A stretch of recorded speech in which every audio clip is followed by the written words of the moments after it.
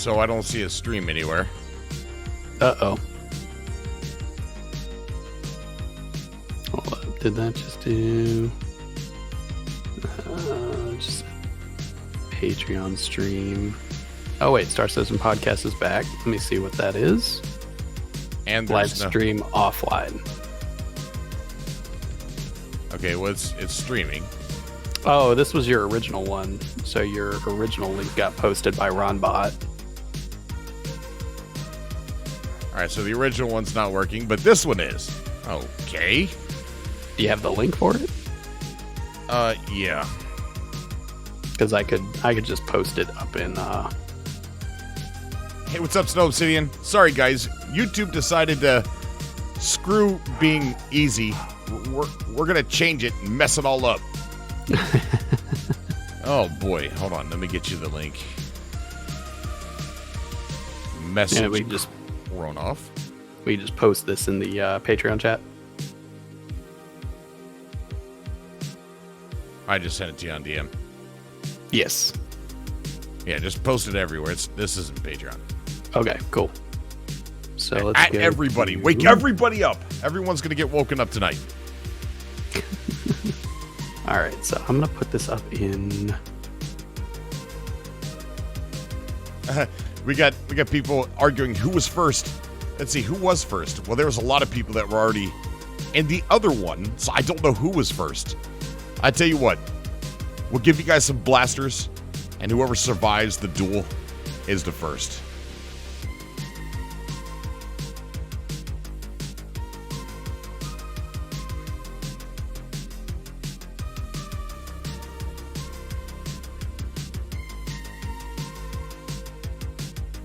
Okay, everyone. Podcast has returned. The more stuff that breaks, the better the content. That's kind of true. I mean, what would live streams be if there wasn't technical difficulties? Is my stream really dark, or does it have that cool darkness? It's really dark. Is it really dark? Hang on, let me get another light on.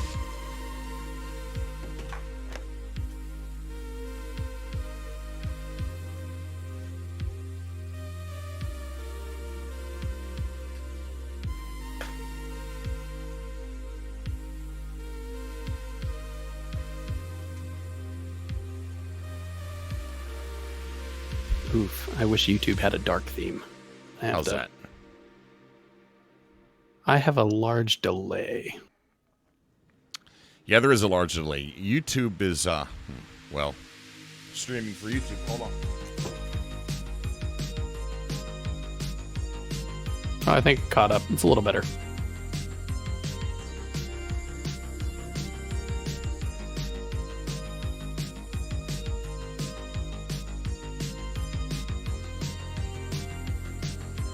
There we go. Yeah, that's much better.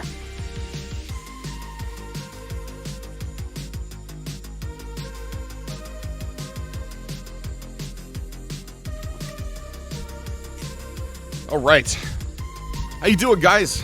Thank you so much for coming out to the show. Look, YouTube decided they wanted me to create an event. Streamlabs wanted me to create an event. So 2 events got created. I think there's people still waiting on the first one. So if you could do me a favor and share this out everywhere, every single place on the internet, put it all over damn internet. Put it on inside Discords, not other content creators. I don't want to do that. And why isn't the chat working? Nothing's working. What do you mean the chat's not working? I'm watching the chat. The chat on the screen. I wanted it to show up on the screen. It's not working. So we'll get rid of that and we'll see. There's the chat box. We'll get rid of the chat box. We'll see if we can add another chat box and see if the new one works.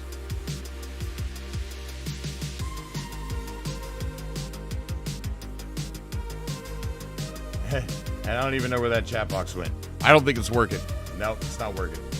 Yeah, it's working on the main page, but it's not there it working is. on your It's Streamlabs. working. There Look we at go. that. Wow, look at all that chat. Woo!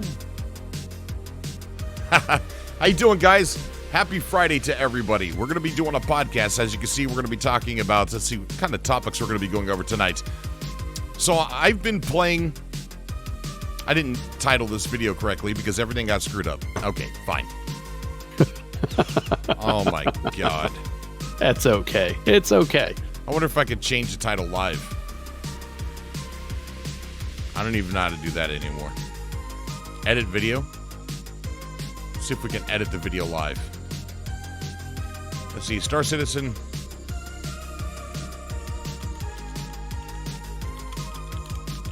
Well, while that's happening, for all of you folks that haven't been able to catch a lot of the content lately, as a house cleaning, we have changed to a new Discord. There's been a lot of growth with it. If you wanted to join the Discord and you haven't been able to up until now, there is a link below the video to join the Discord.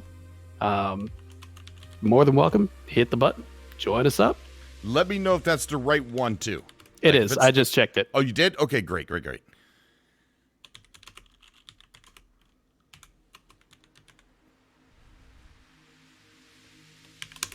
right, that's just going to have to work for now.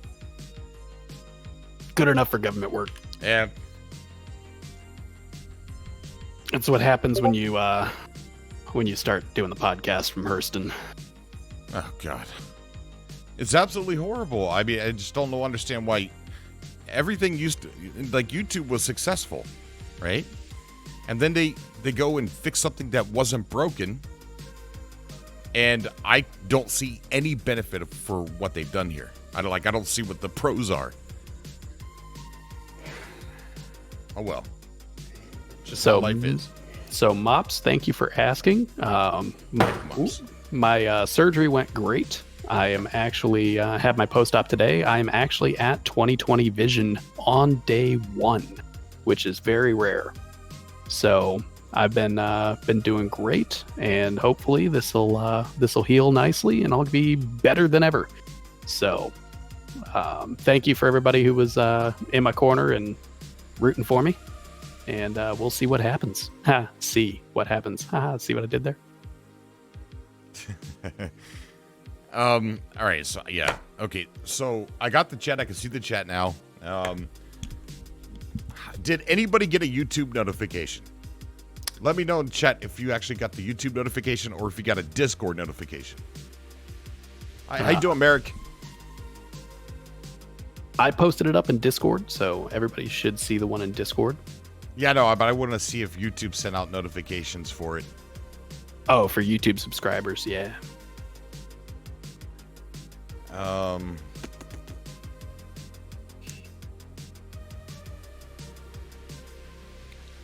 Yes, we're going to be taking live callers tonight. We're going to talk about a few topics. The show's going to go about 2-ish hours. Okay, so Snow Citizen, he got a notification. Commander Rex says he got it from Discord. Michael Barrett says he got it from Discord. YouTube says Snow Obsidian again. Kronoff's message in Discord. Wow. Okay, so Discord, no YouTube. All right, so that's... Well, we got a couple people that said they got YouTube notifications. I saw it on Discord. Okay, well, this stinks. All right, so we'll have a small show tonight. Hopefully, when it uploads, I got everyone saying Discord. Okay. We got like 57 people watching right now, so we're all right. I am streaming on YouTube, though, right? I mean, it is legitimately on YouTube. Yes. Okay. I am currently watching. Cobra. Yeah. Matthew, I did what? YouTube? I got from YouTube. Okay, so maybe we did it did go out on YouTube. All right. Well, if you're watching this after the video uploads, we are going to be doing a podcast. This is a show that I used to do every single Friday a long time ago. It was primarily with a different game and for a very short time with Star Citizen exclusively. But what this show is we talk about the ongoing development and topics surrounding Star Citizen, and then we also take live callers so that people can call in and give give their 2 cents about the topics that we brought up, or you guys can bring up a topic completely of your own. And we're going to be taking the callers via Discord. We have a staging area that I believe all of you guys should be able to see once you're in the Discord. You do have to... There is something strange where they have to react. Not strange, but they have to react with an emoji to see the rooms and talk, right? Yes. Okay. So I see 2 people in there already. We've got Snow Obsidian, Admiral Viper, already in the staging area. But we're going to be having some dialogue for about an hour. Me and Kronoff here. Kronoff is an amazing person that I met. And that's one of the things I really want to talk about is my year in Star Citizen. And Kronoff is included in one of the very positive things that I've had over the year. And I'm going to get into that here shortly after we kind of fill everybody in on what is a subcast, what's a podcast. It's a name that I created a long time ago. I've always wanted to be different, and I didn't want to call it a podcast. So I literally created the word subcast. I looked it up. The only origin I can find for it is me. And, my gosh, I sound like Howard Stern now. It was me, Robin. I did it all, Robin. I made it up, Robin. But it's such an organic name that a lot of people just, it's just a name that fits into the realm of podcasting. And what it is basically just subscribers get to call in, YouTube subscribers or any kind of subscribers. You don't even have to be a subscriber. But it's just a nice play on words. And we brought up topics. We celebrate the community. This is probably going to be a very basic episode. But what I really want to get into in the future is celebrating our community and showing things and showing YouTube channels, Twitch channels of people that are within our community, and community events of other orgs, stuff like that. Just everything Star Citizen, every single thing we can reach out and touch, and news, ongoing development, live callers. So, as you guys know, you heard Kronoff here. He had lasers shot into his eyes. Sounds like a sci-fi movie, but it's not. He had Lasik surgery. So how'd that go? That went pretty interestingly. If anybody is interested in getting LASIK, the worst part is the very beginning because they have to cut a flap in your corneas with a laser. And they basically stick a suction cup on your eyeball, and it's the worst sensation ever. The actual surgery itself, 15 seconds per eye. Are you kidding me? 15 seconds. You look at a green light for 15 seconds and smell your eyeballs roasting. Wow. And that is probably the most unnerving thing about it is it smells like burning hair when they're burning your eyeballs. Gross, man. I couldn't do it, man. I could not do it. There's no way I could sit there and have a laser shot into my eye. I'd move my eye, dude. So you can move it a little bit. You can move it a little bit. It actually does track you. Oh, really? Yeah. So, Dog Dude, I'm doing great. That's actually why I haven't been on very much, because you have to limit your screen time before and slightly after. So that was primarily why I haven't been on for a little bit. But I'm back, better than ever, and I can see without glasses. So it's awesome. Very awesome. Guys, go ahead and hit up that like. Get that like hit up. And okay, so I'm partnered over on Twitch. And I'm verified. As you can see, I got the gray check mark here on YouTube as well. So I can't stream to both platforms at the same time. And since the podcast has in the past was well rooted on YouTube, I figured I'd bring it back on YouTube instead of Twitch.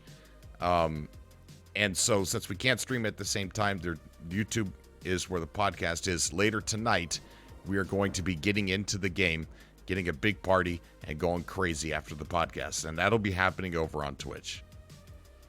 So if you don't, is my Twitch link in the daggone description? Yes. Yeah, it is. It so sure is. Follow me over there on Twitch and get into the game. Join our Discord so that way you can get into the call. And then we'll have a grand old time. All right, so topics that we're going to be discussing tonight is going to be my year in playing in Star Citizen, which we're going to bring up that first. Where am I now in the game? Do I have any regrets? And how much have I invested into the game? I'm not going to give an exact dollar amount, but I will give you a good idea of how much I spent in the game. Oh, sweet. We just got a follow over there on Twitch. Thank you so much for that. Game development topics are going to be cargo decks, Pyro, the 100 Origin ships, and whatever else that me and Kronoff bounce off our heads. We're also going to be talking about a few things from the Calling All Devs video that was just posted, which is going to be we're talking about ship-to-ship docking, station docking, the ship HUDs, which is something I'm really, really excited about. Like, they're going to be making all the ship manufacturers different, the ship HUDs. Spawning ships and things in larger ships, we're going to be talking about that. And the whole sea, and the Redeemer as well. And, and then whatever else. I mean, those are what we have as far as show notes, but we're probably going to be talking about a lot of things. And you, the callers, are going to be bringing up your own topics, and I cannot wait to hear from you. With that said, I'm going to go ahead and play the intro, and we'll get right into everything and get this party started. Oh, yeah. Yeah. Coming to you live, straight out of Stanton. The only radio show you need in the verse. Star Citizen News, lore talk, and live callers. This is Cobra TV. And now, hidden deep in a bunker on Hurston, walls covered in plans to blow up Loreville. Your host with the most, Cobra.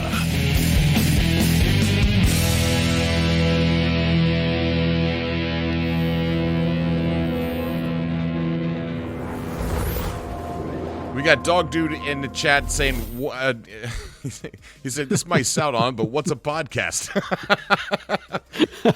It's basically where we talk about a game instead of playing a game. Or, it's not necessarily a game, it's a talk about a subject, really. So your world is going to be opened up now that you know what a podcast is, because there are so many great things to find and listen to. I'm a very podcasty kind of guy. I listen to tons of podcasts, and most of them are not even gaming related. And the true background of a podcast was way back in the day when people actually had those full functioning iPods. They were free discussion topics that you could just download weekly from iTunes and put on your iPod. So they were called podcasts. Is that really where the origin of the name comes from? That is where they came from. I'll be darned. And you could subscribe to podcasts for a certain amount of money if they were ones that you were really into. But yeah, that was how podcasts were born. I remember seeing those back in the early 2000s. I remember seeing the word podcast, and back then I didn't know what it was. Because I was never an Apple guy until 2020. Man, 2020 is weird. back when those iPods had spinning hard drives in them. Oh God. Oh yeah. Yeah, you remember those? Those things were big Yeah. and heavy. Wow. Yeah. We're old. We are old. I did have one of those, but it was used. Like someone gave it to me. Oof. And I never utilized it to its full extent. It just already had songs on it. You know what? Now that I remember, I didn't even add anything onto it. It was given to me. It had songs on it. It was given to me by somebody that listened to the same type of music I did. And I just never even crossed my mind, hey, I can remove and add stuff to this. I just like, oh, cool, there's great songs on here. Yeah. All right. Well, so 1 year in Star Citizen. Yes, I've been playing for an entire year now. And when I first started playing, if you go back and look at some of those comments in those earlier videos, people were telling me that I was going to, like, dude, there's no content here. There's 10 hours worth of gameplay. It's a scam. You're going to run out of content. You're not going to be able to continue to play this game. You're just going to, or you're going to be one of those, you're going to become a sour citizen. You know, you're going to become oh, it's a scam, and you're going to hate this game eventually, and you're going to become a provocateur for hating on Star Citizen, and you will be one of us soon. Comments like that. And here we are a year later. I started last year in September, and here we are almost at the end of September now, so it's probably been a little bit over a year by a week or two. And I am at a place where all of those things that were said to me were wrong. It's a long 10 hours. Huh? Oh, yeah, it's been a long it's been a long 10 hours. Oh my gosh. So I don't know if a lot of you know this here on YouTube or not, but we do all the live streaming on Twitch. And I did that because when I first started, people didn't like seeing me playing with other people. And they wanted to see my solo adventure. So I left my edited, clean gameplay here on YouTube and took the MMO or the org side over to Twitch. And I put it over there because I tell you, man, a lot of the times we are sitting in a menu for 30 minutes trying to get a party together. And that seems to be like the culture over on Twitch. Like, people understand that there's a lot of menus sitting. And just about any game, really. But YouTube, people expect to click on a video, sit there, watch, and be entertained. It's almost like the people's Netflix, right? And Twitch is live. You never know what's going to happen. And there could be boring parts, and there is. Harley, thank you so much for becoming a member on YouTube, buddy. I appreciate that, man. Sardison, is that how you say it? Thank you, Harley. I'm the one who just had eye surgery. Come on. Well, I haven't had brain surgery yet. I can't read that, but I'll take your word for it. What was I saying? But I stream over on Twitch, and I stream there for about, what would you say, 30 hours a week? About that, yeah. Yeah, about 5 hours a day, Wednesday, Thursday, Friday, and then Saturday we do a Patreon stream that is public, but it's only Patreon people in the party to give back and show thanks for what they do. And then Sunday is a very, very private, and I mean a very private, secret club of Patreon supporters and Twitch subscribers, and that's where we usually get our bad reputation of pirating. Well, that's where I get mine. We do bad things on Sunday nights, and what happens on Sunday stays on Sunday unless somebody sees us do it and they tattletale. Thank you so much, Xtor. Oh, thank you, buddy, for coming a member here on YouTube. Okay, so 30 hours a week plus. All right, I'm going to say that with confidence. And I've been doing that for a good part of the year that I've been playing Star Citizen, and I've only been playing Star Citizen. I have not ran out of content. The game is unpredictable in ways of emergent gameplay, and I'm going to be honest with you about bugs too here in a second, so I'm going to get to that. Emergent gameplay is just amazing. It just happens, and it's just, I've had some of the best experiences in Star Citizen than I've had in any game at all. Just the human interactions of someone that you meet. If you had to make a beacon and call for a ride, going back and telling that person why you needed a ride is really cool, having that conversation. I had a Uber driver that picked me up, and I don't know if we just wear Star Citizen on our face. I don't know it, but somehow, me and this complete, utter stranger immediately started talking about Star Citizen. And I don't know how it happened. And he was evocati, and he was telling me about all this, and we talked about our 30K PTSD. And it was just a great car ride, and the people that I've met along the way. I started in org. We're over 1,600 members now. We had a civil war in our Discord in that year. The Discord, nobody won that civil war. See, I'll explain it here for a quick second. I didn't own it. Somebody made it for me and never handed it off to me, and then later claimed that the Discord that I built, which had 3,000, 4,000 members, I can't remember, the Discord that I built was only a fan Discord that the person owned, and I was not allowed to have it. So when I created a second one that I could control more. I was kicked out and banned from that Discord. It was rebranded, renamed, and everything. And then later, I guess there was a riot inside the Discord. So much so, the old one, so much so that the person who owned it nuked it, destroyed it, got rid of it. So here we are sitting on a brand new Discord, and we have over 1,500 new Discord members, and we got that really quick. We bounced back really, really fast. I want to thank everybody for that. Kronoff was a big part of that success of that Civil War. And the one for you, Karen. So many people that I can't name, and I don't want to sit there and try to name the full list because I'm not going to get everybody because there's so many people there that helped. Ted, Merlin, thank you so much. How do I get into the staging area? You can't get into the staging area?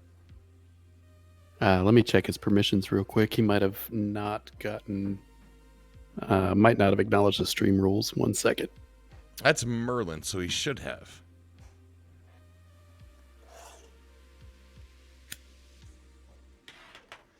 But anyways, at the Discord, that bounced back, and after a year of playing Star Citizen, I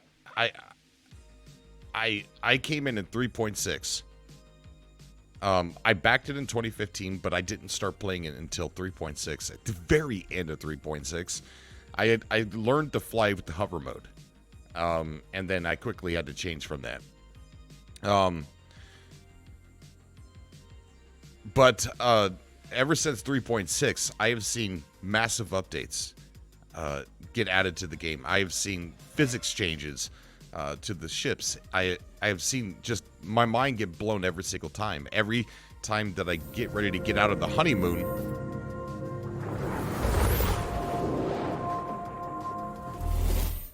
Oh, thank you for following, buddy. Every time I get ready to get out of the honeymoon, something major is added to the game. And my honeymoon stage just starts all over again. And I've seen the game grow. I go back and look at my very first video back in September, and the game has so much more. I mean, if you go back to that first video, there's no microtech to go to. There's no new Babbage. There's no moons of microtech. There's no improved Grim Hex. There's a completely different flight model. There's new ships now that are not in that video. Just the game has come so far, and somebody coming in from 3.6 has seen the game come far in a very short period of time. And a lot of people that have been waiting for Star Citizen for many, many years probably can't see just how quickly the game is being updated because they've been waiting for so long. And I don't want to minimize what you guys have gone through. I don't want to minimize, the stress that you guys have had waiting for this game to proceed. But from a new person, it feels like the game is going quickly now. So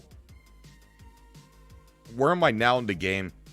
I've had some help. Kronoff here has donated quite a bit, and he helped me give some ships away during one of our org events, which helped me out quite a bit. But I have spent quite a bit of money in Star Citizen that I've now got my top hat and I got my monocle, and I'm Concierge now, and I don't regret that. I don't regret anything that I purchased. A lot of people sit there and they do criticize people who spend a lot of money in Star Citizen. JPEG, buying JPEG stuff, buying digital stuff that you can't touch and feel. And to those people, I say, well, how much of your Netflix are you watching? That's digital content that you're renting. How much DLC have you bought for all of your games combined within the last 5 years? How much digital movies or digital music or digital anything have you bought and purchased in the last 5 years? I'm always a physical collector. I like physical games. I like to be able to put them on the display and say, look at all those games I got. That's amazing. But about a year ago, when I was having a conversation with somebody about digital content, I realized, oh my God, almost every game I own is almost every game I own is digital.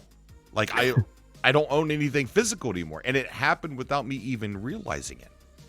So I got a lot of money tied up outside of Star Citizen in digital content, and so do you.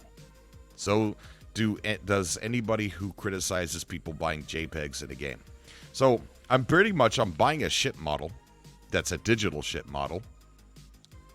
The price, we could have that conversation whether it's too much. But I know people who buy real physical models that they have to put together and paint themselves for a lot more than, or the same price as what people are paying for ships in Star Citizen. No, but at the same time, those people who spend that money on those ships or planes or cars, they get them put together and then they put them on a shelf and they go nowhere. They show their friends every time they come over and they go, oh God, Cobra's going to show me his 747 model again. He's going to, oh, okay. Did he take you down to the basement and show you all this model? Yeah, he did. Yeah. Okay. And all I'm going to do with those is show people it over and over. I'm going to dust them once a month. I'm going to remember, oh yeah, I built that. I remember how hard that one was. And but don't if I forget, buy, yeah. And don't forget, a lot of those people, they consider that a hobby. So they're buying these model trains. They're doing all this stuff. It's their hobby. Exactly. In your case, this is your hobby. So, right. But my models, I can play with them every day. I don't have to dust them, and I still show people every time they come over what my ships look like. Like, look at this. This is my 600i. Check this out. And I could use it. It doesn't just sit there. So yeah, I mean, we could have the conversation to where is it worth spending money on JPEG ships versus real models. Yeah, it's a conversation that could be had, and I think it's again, like I said, I think the ships are too expensive for digital ships, but I don't have any regrets of anything Star Citizen related. I have dealt with bugs upon bugs upon bugs. None of them have taken me out of the game to where I would have to come on the stream and say, guys, Star Citizen's broken for me. I can't stream today. And all the days that I've streamed, I've never had to say that. I've never had a stream that was completely bugged out that I could not play for you. The bugs are annoying. Somebody said something really interesting to me. In one of the, I think it was the last time I streamed live on YouTube, which was, I think, like a week ago, gameplay. They said, Star Citizen is as annoying as it is amazing. And that's kind of right. I mean, the bugs can be annoying. Last time I played, last night, I had a thing where my molded glass kept disappearing. And there's a workaround where if you go to prison in the game, you can get it back. That didn't work. So I had to do a character reset. Took me out of the game for a little bit, but boom, I was right back into the game. That would, to me, is a very bad bug. And it doesn't happen a lot. Just started happening to me recently. 30Ks are bad. But if you go back and look at our streams, Chronoff, you could be witness to this. In a whole week, ever since the last patch we got, I maybe 30K like 3 to 5 times a week. Are you there, Chronoff? Chronoff is gone. Maybe he's going back to the Twitch channel and he's checking. I'm gonna fact check you on that, Cobra. But I don't 30K very much, but I know some people do, and I think here's my theory behind why we don't 30K that much. We go into a party with like 30 people or more, and I think that it creates a fresh server for us, so the server will last longer with us. So I think that's why we 30K less than other people. Take a person who streams solo. I don't know. I don't watch a whole lot of solo streamers. But are you back, Runoff? I am. What do you think? Do you think we 30K like 3 to 5 times a week? So the 30Ks have definitely gotten a lot better.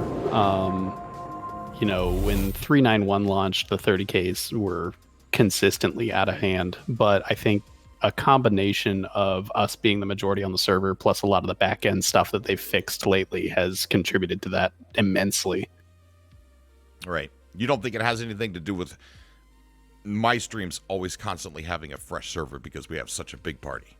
Well, that's because you're on CIG's payroll, didn't you know? Yeah. According to a known YouTuber, I don't want to say his name, I work for CIG. I do not work for CIG. I am very positive about the game. Do people call me White Knight? Yes, they do call me a White Knight for Star Citizen. Do I mean to do it? Probably not, dude. Look, I found something I'm excited about. And it's an ambitious project, and I'm a sucker for anything that's ambitious. And it's fun. I've never played anything this good, and it's only an alpha. And I'm excited about it. That doesn't make me a White Knight. But, when people come into my chat and they call it a scam or a Ponzi scheme, like Gronoff brought up earlier off air, those things just aren't true.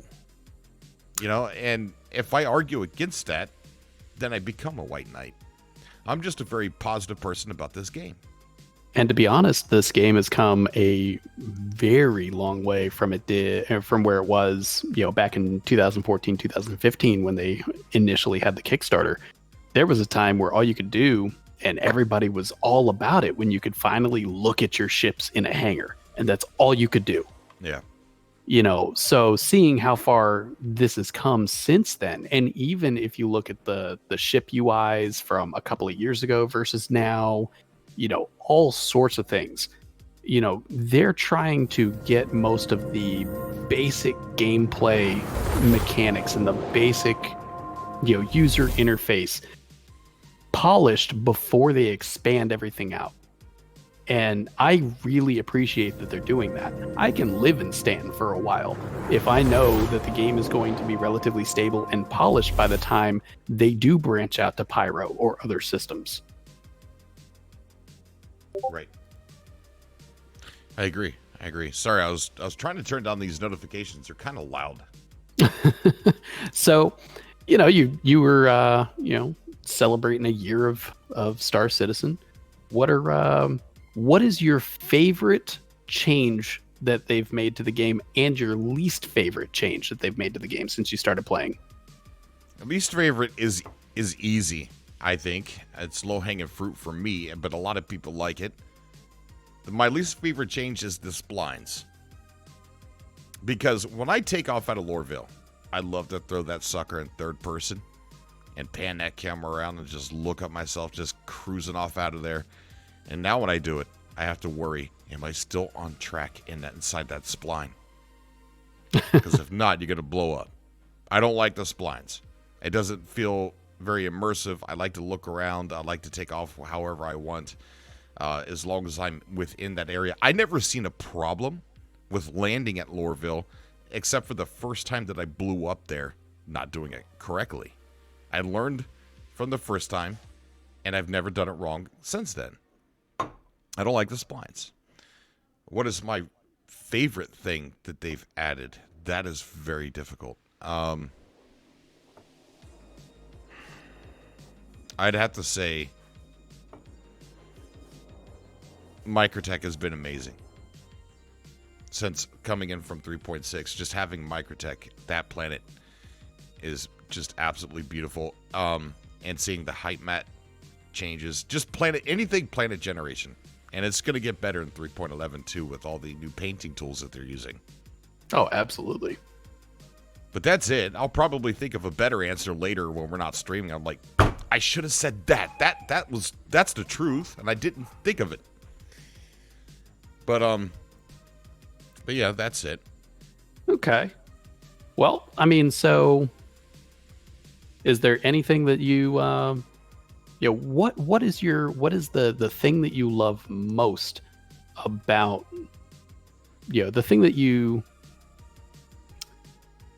I want to say, like, the thing that you love the most about having taken the leap into Star Citizen? It was scary because I typecast my channel under one game before I started Star Citizen, and I've kind of done it again, but with Star Citizen. I'm a one-game guy. What can I say?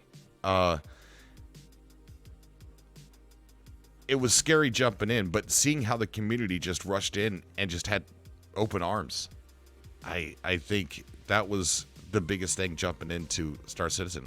It was amazing.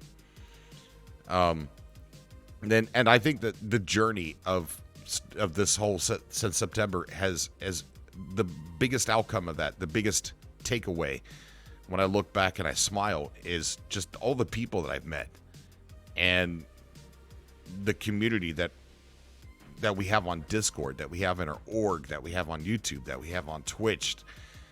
I would have never met these people last September if I didn't upload that first Star Citizen video, and the second one, the third one, fourth one, fifth one, 10th one. I don't even know how many I have at this point. And you never would have known about your wife's murderous intent if you had never gotten her into the game. That's another great thing about this year, the past year. Getting her into the verse has been amazing. And she's a very shy girl. And she has been on her Twitch channel. She's been opening up, getting more and more confident in how she speaks and talks. We have had some pretty awesome adventures together.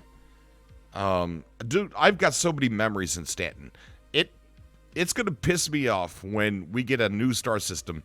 Probably not Pyro, because Pyro doesn't look like one I can settle down in. It looks like one I'm going to play and have fun in and go back to Stanton. But when we get something like Terra, or, oh my god, Cathart. Have you heard of that one? Oh, yeah. Oh my god. There's no planet in that star system. There's no planet. There's just a gigantic space station made of old junkyard ships that is constantly changing shape. That is one that I might find myself wanting to stay in. But like Terra, if Terra comes in, or Sol, I might live over at Sol, our star system. But I'm going to miss Stanton so much because I have got so many memories on these moons and on these planets and in these space stations. Memories with my wife, memories with all of you guys. I'm going to miss it, dude.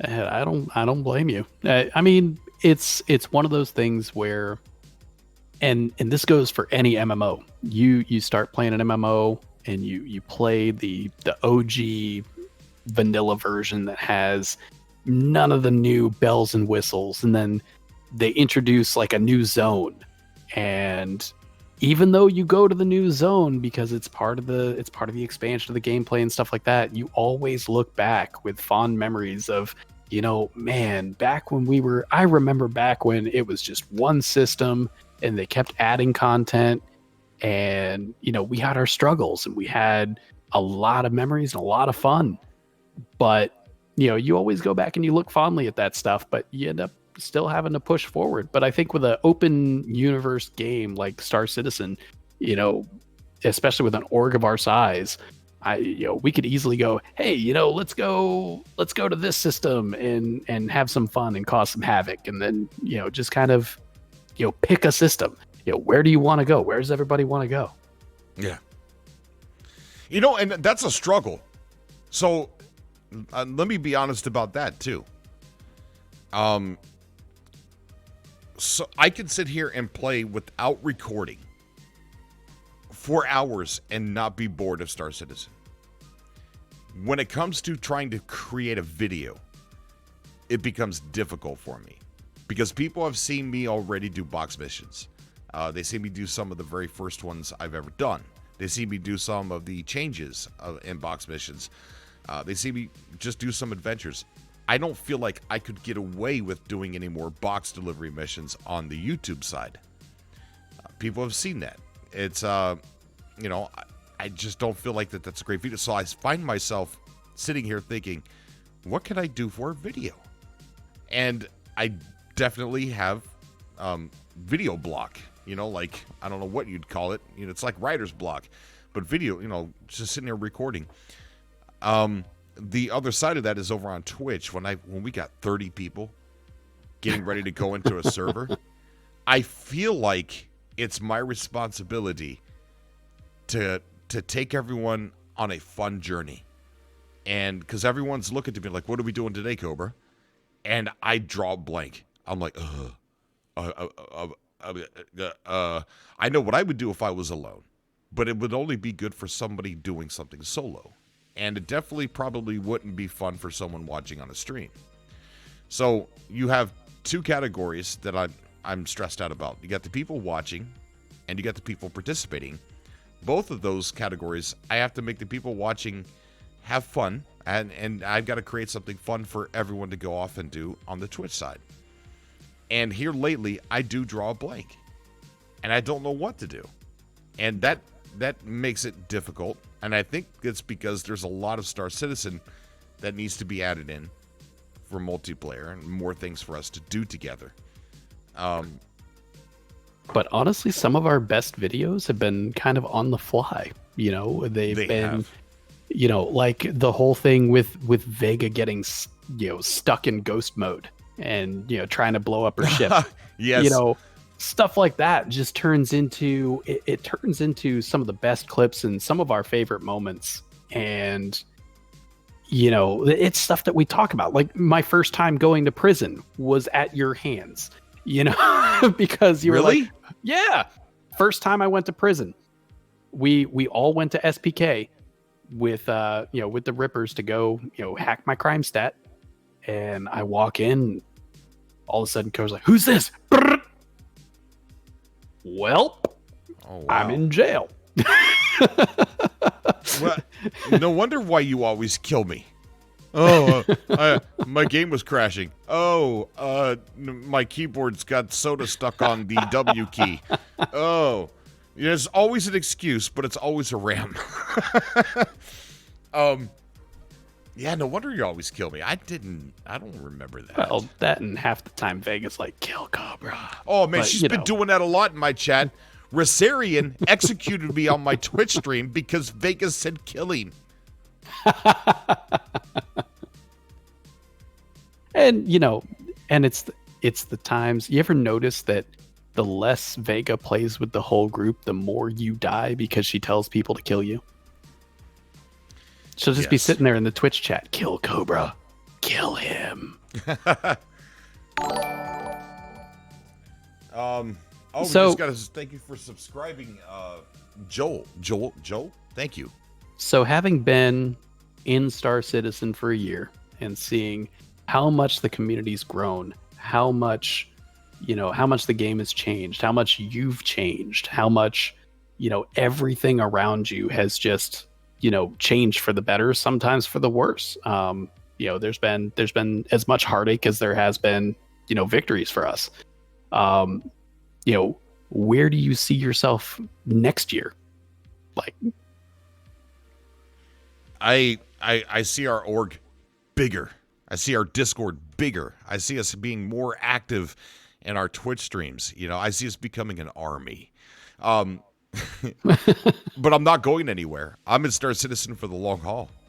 I envision that this game is going to be still a topic 10 years from now. And I know that's kind of weird to say, but we're talking about 100 star systems, and they really want to make these star systems feel like they are a place with actual things and reasons to be there. So, I mean, that sounds ridiculous, but if you look at WoW, it's still around. How long has WoW been around? How long WoW's been around for a long time. I think they're at, 16, 17 years now? You think only that? Yeah, it was about 2003, 2004 that it originally launched.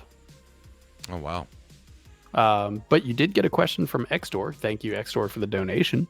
Thank you, Xtor. Which of these ships are you most excited for? The Star Runner, the Endeavor, the Hull series, or the Pioneer? Okay, that's Adam, if he's ever around, he's going to be really pissed off at me. I do have a Star Runner. Xtor did donate the Star Runner to me, so I feel really weird saying this. Because he donated a lot of money worth of ships to me, and the Star Runner is in there. So, but I don't know much about it, but the whole series is, because I love trading. I love cargo running. It's my favorite thing to do in the game, and I'm more excited about the whole series. But I am super excited about the Star Runner, and I'm going to fly the heck out of that Millennium Falcon. But the whole series, man. Well, you know, you are a space trucker, so it kind of makes sense. Yes. But, you know, to be completely honest, I am most excited about the Star Runner. However, I'd say close second for me would probably be the Pioneer. I don't even know anything about the Pioneer. What is it? Well, first of all, let me thank Spider Productions for subscribing here on YouTube. Thank you, buddy. So the Pioneer is the base building ship. Oh, that ship! Oh, that one with the really cool space. This is where we're Chris, and you know that guy. You know what I'm talking about? Yeah. The guy that sounds like the one actor? Yeah. Yeah. Oh, yeah. That ship. But what's the difference? Tell me what the difference is between landing your ship and saying, this is where I'm going to be. This is home. And then landing a Pioneer and saying, this is where we're going to be. This is home. What's the difference? Well, so the Pioneer is a base building ship. It's a mobile construction platform. So you like land it where you want to build your base, and it builds your base. Oh, gosh. Bless you. Thank you.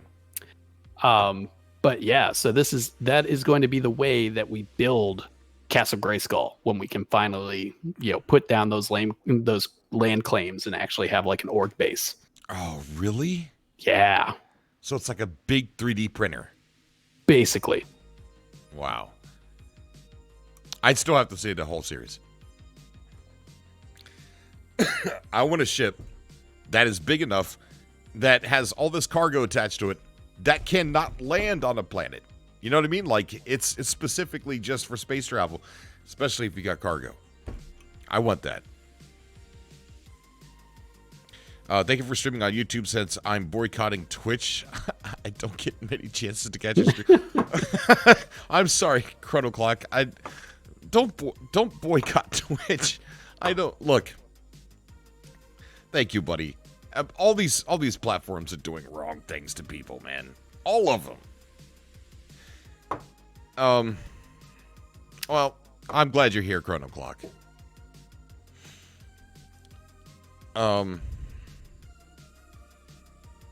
Well, okay. I mean, all right. Well, so 1 year.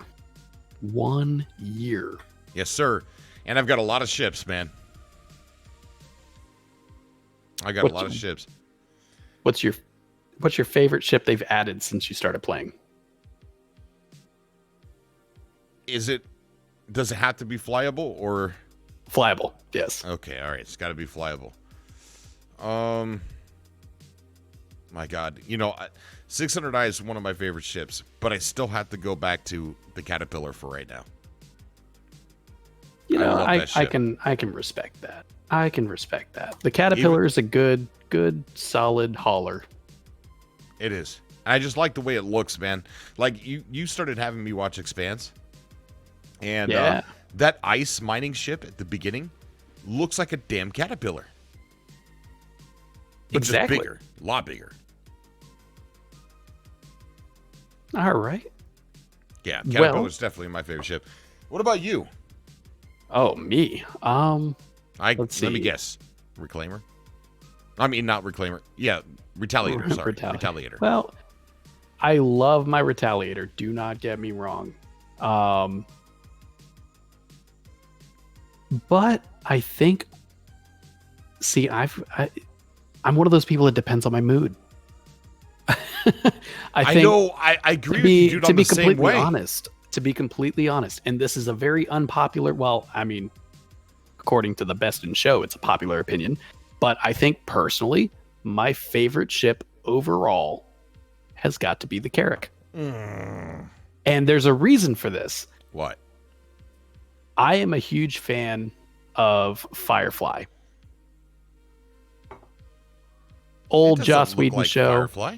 It doesn't look like it, but as far as size goes, as far as, the way that I would expect it to handle, honestly, it's the closest thing to a Firefly you can get. I see. I can respect that. Yeah. I mean, I used to hate the character, but I don't anymore. And I've had my own fun, with the character. I've fallen out of the windshield of it. I've, done all sorts of crazy stuff in it. I've squashed you into the windshield. So there's been a lot of fun moments with it. I remember that. So, I mean, it's been interesting. I haven't been quite playing religiously or consistently as long as you have. I've been following the project since 2015. So it's definitely been interesting. It's been a lot of fun. And honestly, if it wasn't for you folks and the guys and gals that I've met in Cobra Force, I personally don't think I'd be playing this game as much. I think the game is as much fun as the people that you play with. And you can quote me on that. Because all of these people that come in here and they're like, oh, it's a scam, this game is trash. You're not playing with fun people, or you're playing by yourself. Right. What about you guys in the chat? What is your favorite ship? I want to see the kind of different variety of what people watch. People like literally have the same choice. I want to see what everyone's favorite ship is. Just out of curiosity. You know what? We can make that the first question we ask all of our callers. Very true. Very true. Okay, so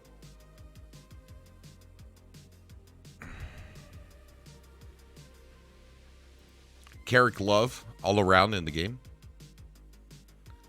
The core. That's one that I never hear anybody mention is the Reliant core. Yeah. No, I never hear anybody mention that one. Merchant Man. Valkyrie. Star Runner. Well, I was talking more the flyable ships. Star Runner obviously is going to be my favorite ship, but Reliant, Tana, Argo Mole, Hercules, Valkyrie, Pioneer. Tied for Carrick and Star Runner. Whoa. Titan. There's a Titan vote. A Buccaneer. There's a Buccaneer vote right there. Never heard anybody say that that's their favorite ship. I've never heard anyone say the Buccaneer was their favorite. That's a first. I would be almost there too.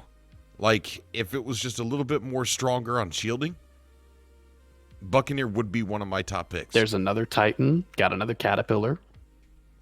Valkyrie or Carrick. Star Runner once it comes out. Freelancer. You know what I'm not seeing anyone say, though? Redeemer. We're going to talk about the Redeemer. We're going to go ahead and bring that. Let's go ahead. And that's a good segue to go into some of the topics we're going to talk about tonight. So let's go ahead and get into some of those. We've got, some of the topics are cargo decks.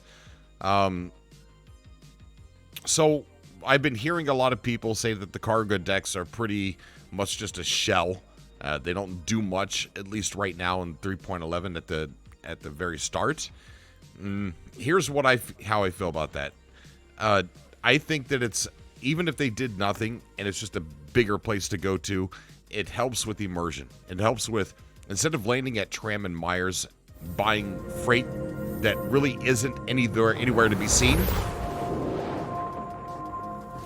It's nowhere to be seen, and it just magically appears in your Caterpillar within instantly. There's nothing going on there that takes me out of the immersion.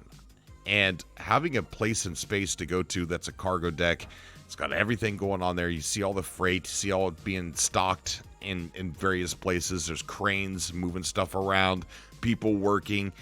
That to me is amazing. And even if the cargo decks in the future did nothing else but just make it a place where you actually purchase your cargo from and deliver it, is enough for me. Space Amazon.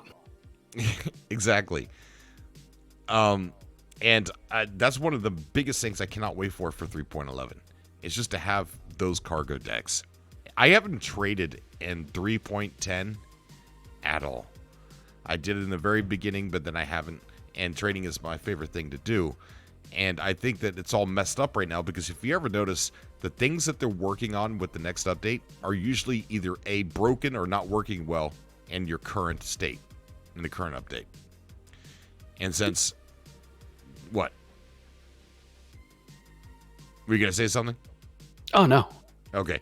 And since they're working on cargo in 3.11, I can't wait for that to get fully fleshed out so that way they can say, okay, here's cargo for right now. This is how it's going to be. Sort of like how they did with the flight model. Like, here's the flight model, and then they fixed it a little bit, and that's what we got. We got the flight model for the way it is right now. I want to see cargo and trading and stuff like that be handled the same way. Because it's been bouncing back and forth. You know, it's this lucrative. It's not lucrative. It's, you know, it's one of those things that I want them to balance out, even if it's just temporarily, even if it's just for an entire update. Balance the darn thing and say, okay, this is the way it's supposed to be. I'm like, all right, so we can't make as much money as we used to. That's fine. And I want to start trading again.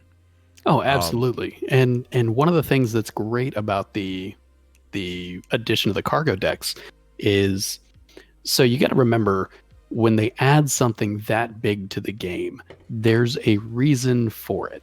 So they're adding this to the game to not only give you that immersion, but also the next step to that is it's going to be there for you to be able to get cargo missions, for you to, you know, buy and sell all of your cargo. Eventually there will be temporary storage that you can rent. So there's going to be a lot of different aspects to that cargo deck. And it's going to be the same thing when they release the refinery deck. There's going to be mining missions that you'll be able to do. You'll be able to refine ore to go sell refined ore at a higher price than you would have, you know, just your raw material. So there's a lot of different aspects to these that don't necessarily get launched with the initial iteration of the visuals. Right. And they're also going to be adding in another step to this, right? So if you're trading stuff, you could also get it refined and sell it for even more. Is that what I'm seeing? Is that the reason for the refinery decks? Yes. So the refinery decks are going to be mining specific. So if you're coming back with like a mole or a prospector and you have all that raw quantanium and you have all that raw titanium or whatever that you're carrying, you use the refinery deck to refine that ore, and then you can go and you sell. So laranite, you get the laranite ore, you refine it. You're no longer selling laranite ore. You're selling laranite the same way that you would from your Caterpillar, as if you bought it from Trema Myers. I see. That's interesting. All right. So yeah, cargo, I'm really looking forward to. And we're so close to that. Another thing that we're really close to. The Star Runner. Is Star Runner. Yeah. Oh my God, Star Runner. So I don't know much about it. I hope Adam calls in to talk about the Star Runner. Oh, Adam's actually waiting in the room. Is he really? He is. Let's bring him on for third mic so he could tell us all about Star Runner. All right. I don't see him. He's not there. He was. Where'd he go? Oh. Adam is the chief expert on the Star Runner. If you see him in there, just go ahead and pull him in. Oh, I just told him to jump in on Discord. So it's a data mining or data running ship, right? Data. You go and you what? Steal data? Data running and smuggling. Data running and smuggling. So for all of those illicit cargo, there are actually vents underneath of the floorboards that have storage compartments that you can throw all of these things into. So that way, if you get scanned by the popo, you don't get caught. I see.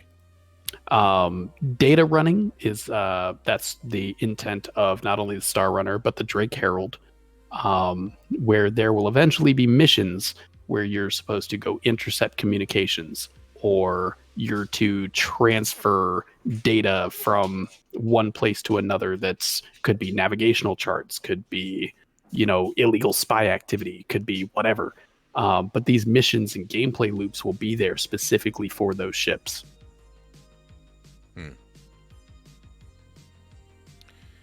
All right, I don't see Adam. I do not either. Oh well.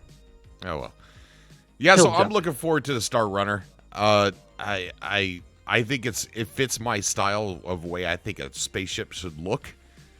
It reminds me of the Millennium Falcon, especially on the inside where everything's just, I don't know, it just looks so much just like it. I know the earlier designs looked so much like it that they had to change it so that way they wouldn't be held to copyright violation.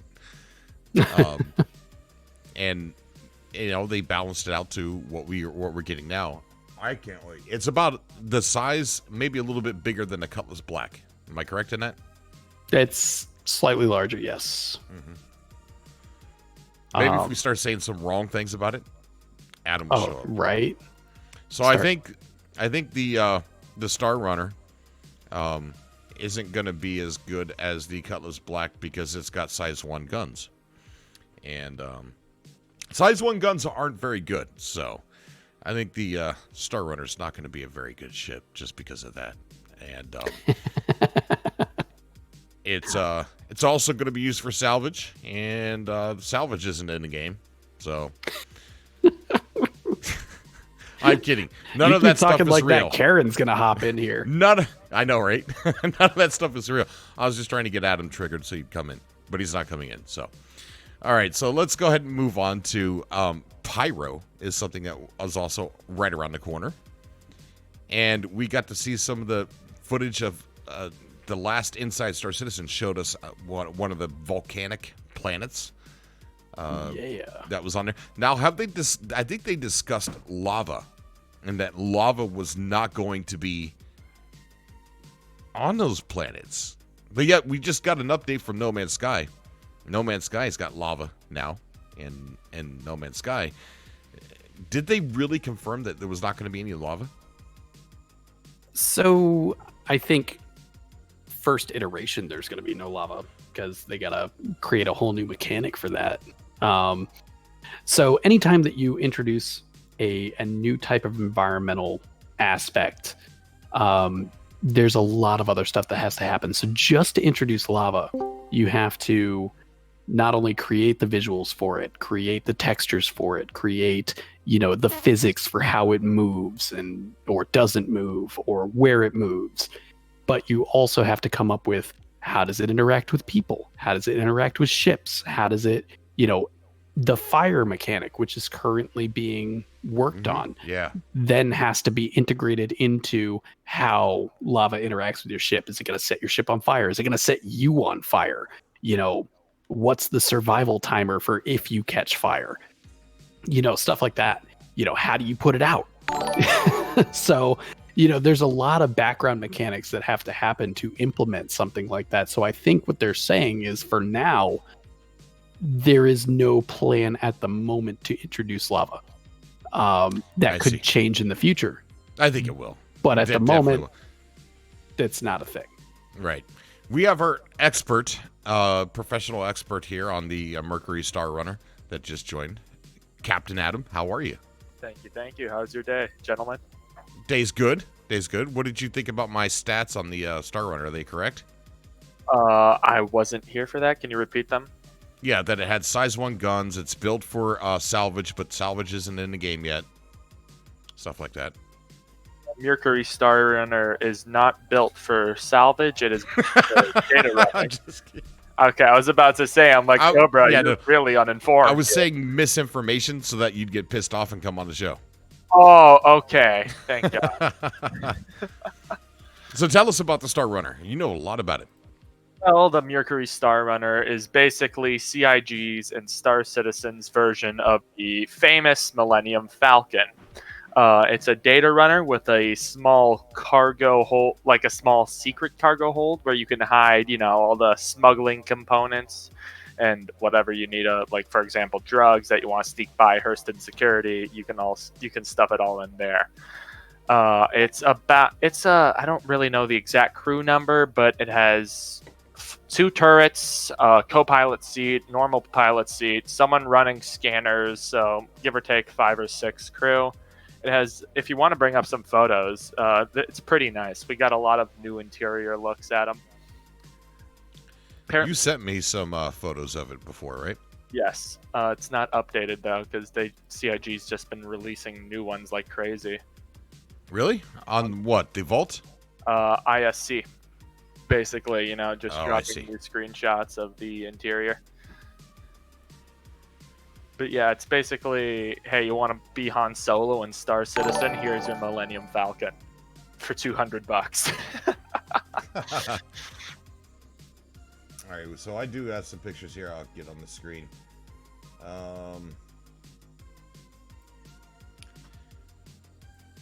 So yeah, it is a nice ship. And when are we getting this update, right? 3.11. Not exactly 3.11.1. Yeah, or 2. Yeah.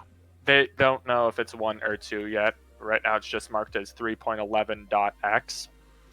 So it's a few weeks out. Well, my take is probably a week or 2 after 3.11 drops. I think it'll go live when the online CitizenCon happens. That would be a perfect time to drop it. Like, hey guys, first day, you know what we're dropping today? Here, have your Star Runner. Merry Christmas. But yeah, Exactly. Cobra right now is looking at a 3D model which is painted over, so that is decently accurate to the actual ship itself. I don't know if it's 100% accurate, but some guy took the model that CIG provided and just kind of painted over it, gave you some scale, some numbers, stuff like that. So now it only has 96 SCU in it. So you're not really going to be making a whole lot of money if you're doing regular cargo running. But 96 SCU could get you a lot of illegal stuff. Gray Cat Rock will fit in the back of it. Yeah. And it's not even... Well, I wouldn't say it's built for cargo running. It's more built for data running, which is basically, if you want me to explain, I could go into it a bit. Yeah, explain that, because I have no idea what data running is. Basically, data running is you'll eventually, I don't know how you'll get the data, but you'll get that data and then you can take it to, but it's basically the price goes down while you're selling it to the more people you give it, because it's less exclusive. So it's basically like cargo. It'll have like its own SCU, stuff like that. But instead of like actual physicalized boxes, you'll get just kind of files in the Star Citizen's computer. Not the Star Runner's computer. So many Star things in this game. The name, the ships, a lot of Star stuff. Sorry, I'm just tired. So if you hear me mispronouncing a lot of things, that's the reason. A lot of Star stuff? A lot of Star stuff, man. At least that's what the guy down in Grimhex has been selling me. Oh boy. Are you stuff hitting that widow? space. You got those black veins? Space drugs! Space drugs. Oh boy. That photo that you're looking at right now on the screen is my fleet. I got it off a website, which you basically say what ships you have, and it'll give you like a nice 3D model of them all. Well, where's your arrow? You got an arrow. Right there, next to the Gladius. Where's my Kraken? That's not an arrow. Arrow, my friend. That looks like a saber. It looks like a saber, but it isn't. Well, I guess it is an arrow. So, All right, Tide XU, it feels great to waste money on pixels. I'll tell you what. It feels great. And it's not a waste. Wait, who said what? Tide XU3. He said, and tell me, how does it feel to waste money on pixel? I don't know. How long have you had Netflix? How many how many video games have you bought in your life? You know what I mean? Like, how many video games do you own? Do you not play video games? Do you still have an analog television? I mean, how much digital content do you own? Take inventory right now. Or when was the last time content. When was the last time you played a Call of Duty game, bought the season pass, got all of the DLC for it, and then the game dies like 2 years later because everybody's playing a new Call of Duty. I mean, you spend money on digital JPEG stuff just like everybody else does. And anybody that makes fun of anyone who spends digital money or spends money on digital content for Star Citizen is a hypocrite. And I can say that with confidence. Confidence. And, you know, people have hobbies. I'm sure you got a hobby too. I don't want to knock it. What are you interested in? I promise you I won't knock it. Anyways. The correct answer is Cobra's OnlyFans. Yes. I do have an OnlyFans. I told you not to mention that on stream, bro. That's exclusive. Right? You reach like Patreon level 50, you just get access to Cobra's OnlyFans, you know? It's the secret tier.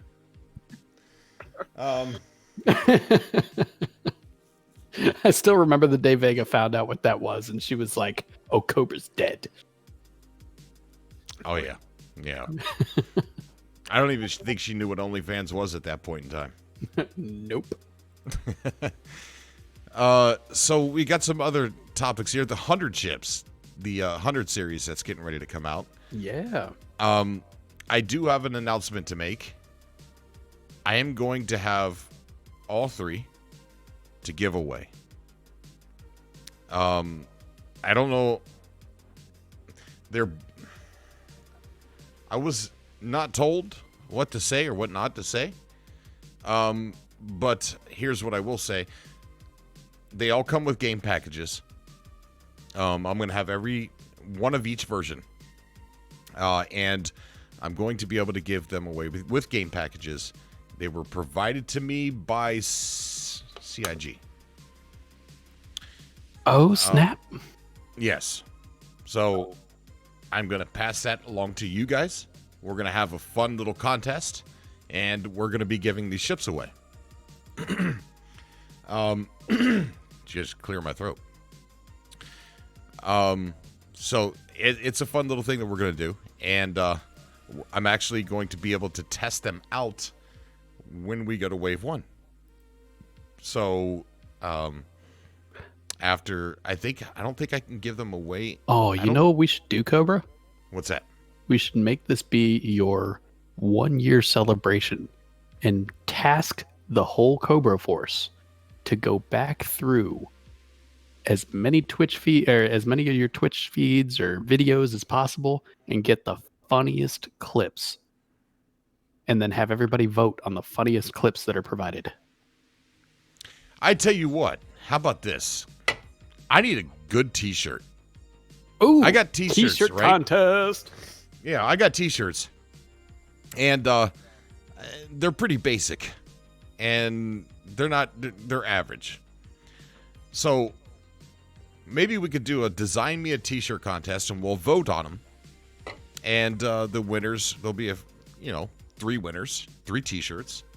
And we'll go ahead and give the but not everybody could design a ship.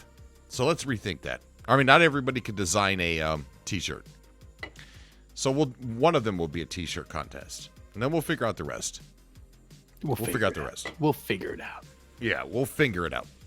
What? Come on, that was your cue for Herbert. You dropped the ball. That was your cue for Herbert the pervert. All right. So yeah, the 100 series, it's a really cool. I wasn't really interested until we saw the last. I think it was Inside Star Citizen, and they showed them really up close. They look so small, but the one even has it opens up in the back. And you walk back into it. That's the one I'd get. I don't know if they all do that or not. But I definitely would get the one that you can walk around in and stuff. I wasn't interested until I seen that. Just like the Cutlass Blue. I was totally against it, didn't want it. I thought, it's a blue-black, And then Craigland showed up and said, here, you want to fly the blue? And I was totally sold on it. It was such a good ship. I don't own one yet, but I will. And the cool thing about the 100 Eyes, though, is the 100 Eyes are able to refuel themselves for quantum. Wait, whoa, what? You did not know that? No, explain that. So the 100i, all of those 100 series ships, Yeah. they have a built-in refinery that is able to intake gases and convert them to quantum fuel. Where do we get those gas? Is that going to be ready in the game? So fuel scooping's already a thing, and I think what they're probably going to do For hydrogen, though. Yes, but I think what they're probably going to do is they're just going to be like, hey, so that fuel scooping thing, we're just going to make it so it works with quantum on these ships too. Oh, okay. Well, that sounds interesting. I didn't know that. Yeah. Remember, I think it was the second day the Carrack came out with fuel scooping. And then we were all in a Carrack, but we ran out of gas, so we kind of plummeted to a microtech surface.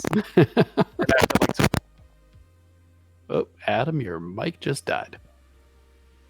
Ground control to Captain Adam. Uh-oh. There we go. Cool. But yeah, after like 20 minutes of waiting, we finally had enough fuel to fly back to what's it called, Everest Harbor or no, Genie Point? That's one of the space stations above Microtech. And also Cobra, congrats on 1 year. By the way, I remember back when you just swapped over from No Man's Sky, you lost like 3,000 subscribers. Or I lost like a lot of people. Yeah, It was crazy. Yeah. 1 year later, you're here sitting almost double what you had while streaming on No Man's Sky. So congratulations. Community has been so great. Yeah, we and you know, not only have I grown, you know, that's a byproduct. But what's crazier is we have a massive community, right? We got a big org, big Discord, lots of active people. We are constantly within the top 10 of one of the most active orgs in Star Citizen. We're in the top 10. I think yesterday we were sitting at 11. But we get up to number 2 all the time. The second most active org in Star Citizen quite often. I've got screenshots to prove it. But yesterday we were at 11, but I miss so many people from back then that don't talk to me anymore, only because I'm playing a different video game. Yeah, and I wish those people would come back, because a lot of those people I thought were friends. And you know what? It even pains me even more that a lot of those people don't even play No Man's Sky. They just want me to. But it is what it is. I'm happy. Yeah. So speaking of anticipated ships, calling all devs, talking about the Redeemer. Yeah, we're gonna get into that. Most definitely. But let's take a look at some of the stuff from that, actually, from the calling all devs. We've got ship-to-ship docking that they were talking about that's going to be coming up, and I got to get all this queued up properly, which I don't have queued up anymore for some reason. Let me see if I can get it queued back up. That's the wrong button. Damn it. We need to get, there's a t-shirt right there. There is one. It says wrong button on the site, the shirt site. Calling all devs. Okay. Go ahead and queue this up here real quick. But ship-to-ship docking, a lot of people have been waiting for that, especially somebody like me, who has the Constellation Phoenix and a Merlin attached to it that I can't use. So let's see what they had to say real quick and about the ship-to-ship docking, and we'll be right back. Yep, I sure can. We sort of think of them in 3 different ways, although the 2 are sort of under the same umbrella of ship-to-ship docking. So with ship-to-ship docking, there's 2 aspects we're looking at. So there's the direct hard attachment, which the prime example is the Constellation of Merlin. And then there's ship-to-ship docking as a general, which is just any ship with a docking port connecting to another one. So first up, we're doing the Connie and Merlin hard docking. That is well underway. We've got the point where the vehicle is attached to each other and you can get in and out. And we're now at the point of just sort of dealing with all the quirks of having two vehicles physically joined together intentionally, which has thrown up some weird physics problems that we're just working through. How does that docking work? Does the pilot have to pilot it in? Is there some kind of AR thing they've got to follow? Is it completely automatic pilot? It's not completely automatic. So you communicate to the target ship, and they accept your request to dock. Because if there was no sort of permission system, you could have anybody just randomly trying to dock with you. But once all that's all sorted out, you get a docking UI, which gives you an idea of how far off on each axis and roll you are. You line up all the symbols, you're in the right place, and then at the very last few meters, it takes over and automatically guides you in. So you have to do sort of 99% of the flying into it, and that's the very last bit where we have to ensure that you are orientated a very specific way to get, like you think about the Merlin, there is a baked animation sequence to get out the ship. So if you are 5 centimeters off to the left, you could end up getting out through the constellation out the other side. So we have to ensure you're a very specific position. So that's why there's automatic there. Okay.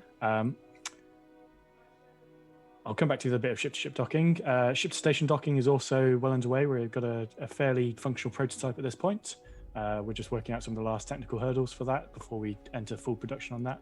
So that's you taking your large ships and docking at any of the orbital stations or other places that have these large extended docking tubes that I think you saw on ISC. So that's the order of battle there, really. We're doing the Constellation Merlin docking first, then we're doing ship-to-station docking, and then at some point after that, we'll do the ship-to-ship. Purely because there's less of a need for that right now. The Constellation Merlin thing solves some tech problems for ship-to-station docking. Ship-to-station docking is needed for ships that are coming. Ship-to-ship is a sort of nice to have that we will do, but it's not as important as those other two. Gotcha. All right. Let's move on. So he said ship-to-station docking is important for ships that are coming.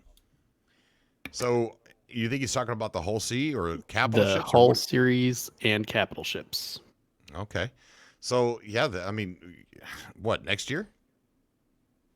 I mean, wasn't the whole C or one of the whole series complete already, but being put on the back end? I don't know. I remember. I think it was holding off because I think he talks about it a little bit. I think because nothing was there to accommodate being able to use it. You know, like the docking, so to speak. So I think as soon as they get the ship to station docking done, I think we'll get the whole series.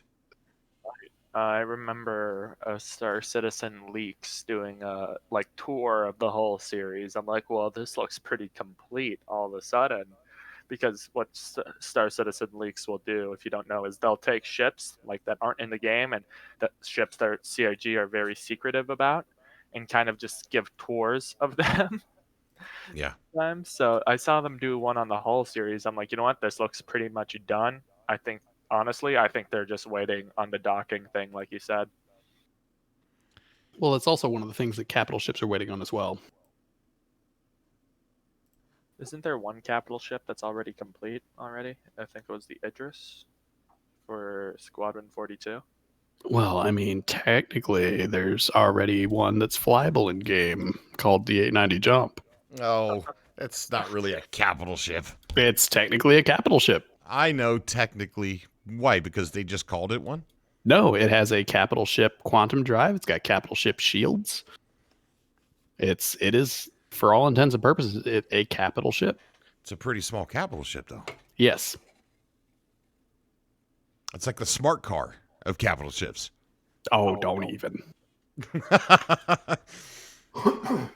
The other thing that they brought up is something super, super interesting that I really want to talk about is the ship HUDs. That's been one of the things that bothers me, that no matter what ship you get into, it has the same exact dashboard. You know, like the same...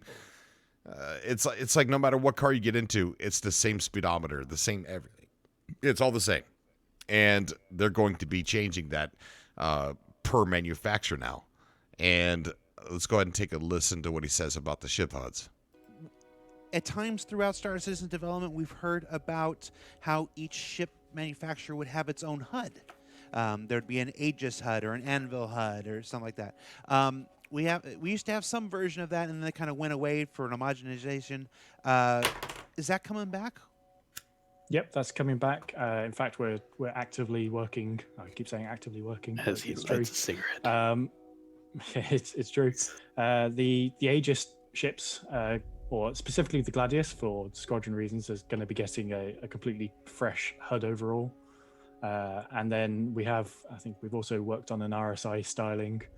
So all the manufacturers will be getting thematically themed HUDs for their ships, rather than it just being the same HUD recolored. And that will apply to the MFDs as well. So the core functionality of the MFDs, when they're reworked, will be the same, but they'll just have a visual styling over it to make it feel like this is a Drake MFD versus an Aegis MFD.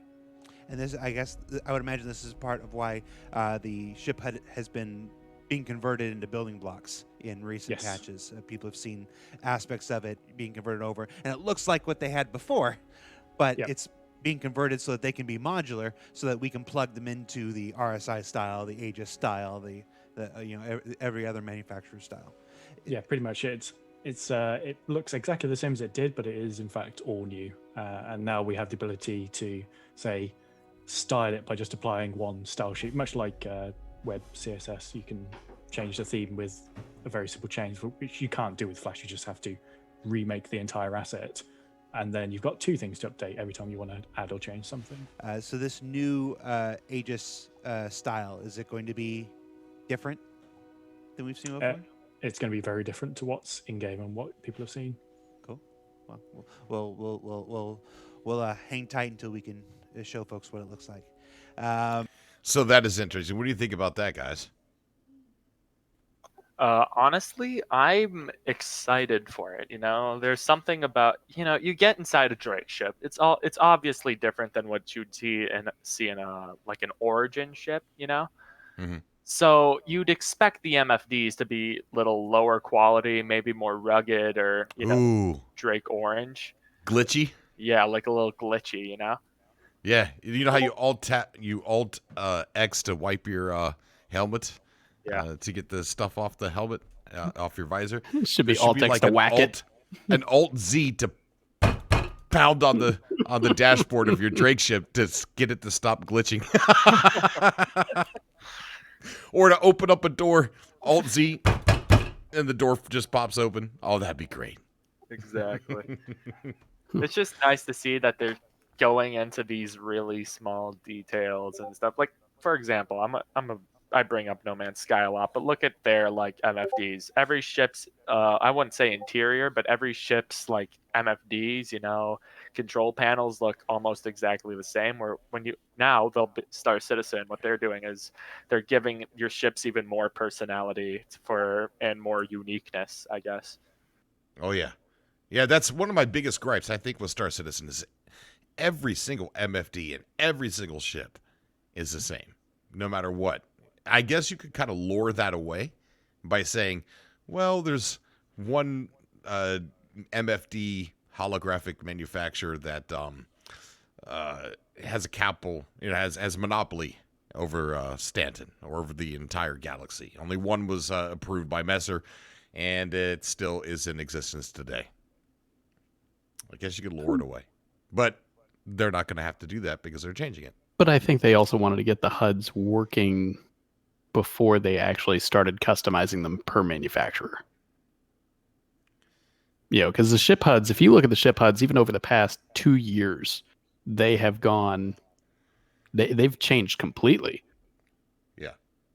So, you going off of what we were talking about earlier, they want to refine something to the point where it's at a point that they can be happy with it before making those little customization tweaks to make it something that, looks really good. Mm-hmm.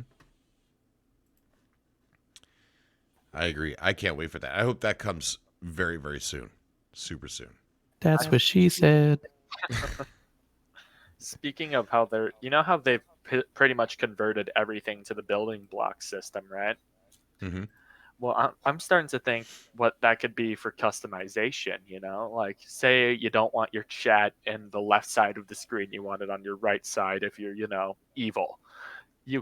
I'm thinking in the future, you might be able to customize that since it's so simple for the devs to do. I'm sure it could be, they could implement like some sort of a system to allow you to just basically customize your helmet visor. Like maybe you don't want to see chat ever, even if you click F12, you could get rid of it and replace it with like a atmospheric temperature or pressure gauge or something. Same with the ship MFDs, maybe you're Compass. not too... yeah, but maybe you're not too much of a fan of like the what's it called, the Cutlass, MFDs. You want something with a little more style. We already know ships are going to be hugely customizable in the future, so Right. you might be able to get some nice origin parts, solder them together, and get something that looks a little cleaner. Wind speed indicator. Oh, that would go on my absolute worst thing in the past year. Would be the Hurston wind glitch. Oh yeah. Where you would just call your ship and it would just go flying across the hangar as soon as you came out of the elevator. Gotta admit though, it made some funny clips. Like I just can't wait until we have a ship, a Cutlass Black or a Carrack or something full of Cobras, and somebody just decides to go onto Microtech and just start barrel rolling with the new force reactions, and we're just gonna go all over the place. I'm excited. I can't wait till we're taking like a group photo and then Kronov does like what he did with Invader and throws a grenade down just to see us all flying. Oh yeah. Ivy Mike, hey, what's up, buddy? How you doing? I haven't seen you in such a long time, bud. I've invited you to a couple of our parties, but it seems like you're kind of, probably, I don't know, what are you, pirating? How you doing, Mike? Good to see you, bud. That elevator was probably one of my favorite Cobra kills. Yeah, I would have to say. I got a favorite kill on you. Remember when I was killed by you and had to travel all the way across Stanton back to where you were? I think maybe it was on Daymar. And I self-destructed my Caterpillar and I crashed it right into you and blew you up. Remember that? Oh yeah, that was when that wasn't Daymar, that was Delamar, because we were at that crater, and I see. you had shot at Vega, and she was like, "Somebody come kill Cobra," and I just came over and killed you, and then you came over with that Caterpillar and just like blew everybody up. It was pretty fantastic, though. I don't think centripetal force is going to cause force reaction. No, it will. Well, if you go upside down and do all kinds of craziness in your ship, yeah, I think you're gonna fly around. Yeah, it depends on whether they actually consider grav plating to be a thing. Well, I don't know. When they run into things, it shows the player falling. I can't wait for the armistice zones to allow ship combat. That's a very interesting topic. We can bring that in when we get the callers in. Oh, yeah. But yeah, that's going to be crazy. There's a lot of opinions on that I've seen around. So real quick, I want to play this clip about spawning ships and vehicles inside other things, like spawning the Grey Cat Rock. Grey Cat Rock, or the Ursa Rover, or the Pisces and a Carrack, or something like that. They go ahead and they talk about that on the last video. So let's go ahead. Our last ship feature-related question has to do with the Hull C. We know that work was paused on it some time ago because it was waiting for other ship-related tech like the expandable, collapsible physics grids. I look at the ship-to-station docking and I see similarities there. Are we getting closer to making this thing a reality? We are. Like you say, the ship-to-station docking required animatable and multiple physics grids, which is what the Hull C requires. So we now have those. So that's one thing ticked off the list of Hull C dependencies. We still have a few more that we need to solve before we can release. So there he goes again, mentioning the whole C, saying that, this is another thing the whole C required. So I think we're getting really close to getting the whole C. The ship, but we are able to actually progress internally now a bit more with it. So we need the ability for rooms to scale, like physics areas, because now you can have gravity in that central spine, but there'll be no air, so it's sort of equally as problematic for release. Okay. And that also will help all the level designers and the vehicle designers, because we want to unify the way all the rooms and shapes are made in the engine. At the moment, they're all sort of individual shapes. So design has to go in and mark up a room for the air. An audio design has to go in and mark up a room for the audio volume. Art have to go in and mark up a room for vis areas and portals to stop light coming in. So you want to all put them into one single feature that can support scaling, and then bam, that's the whole C part solved. The two other bits needed are a way to nicely trigger state machines on vehicles. So we sort of fudge it together at the moment by tying state changes into landing gear deployments. We need to split that out. That's scheduled for one of the vehicle teams. And then the last one is really the cargo system. It obviously carries thousands of units of cargo, and we only supply cargo in one SEU boxes at the moment. And that system needs to support not doing that. It needs to go, right, you've bought 4,000 units of Laranite, and here's 100 big boxes of it, or because it will just cripple server performance. We've seen what happens when people go wild with Picos. This would be a whole lot of... We have seen when people go wild with Picos. Now, haven't we, Gronoff? Oh, I don't know what you're talking about. Can we take a look at that? I want to take a look at that clip real quick, since he did bring up that we've seen how people go wild with Picos. So let me see if I can bring that up real quick. Yeah. We got to expose you for a little bit here. Expose you, exposing the Pico. Do you have a quick link to that? If you're watching right now, please, I apologize. Do you have a quick link to that clip? It was on the old Discord. Let me see if I can find it in my private messages. Let's see. Popular clips.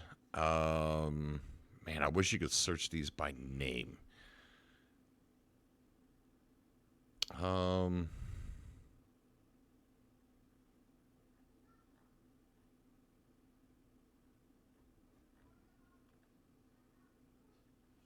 Yeah, I don't see it real fast.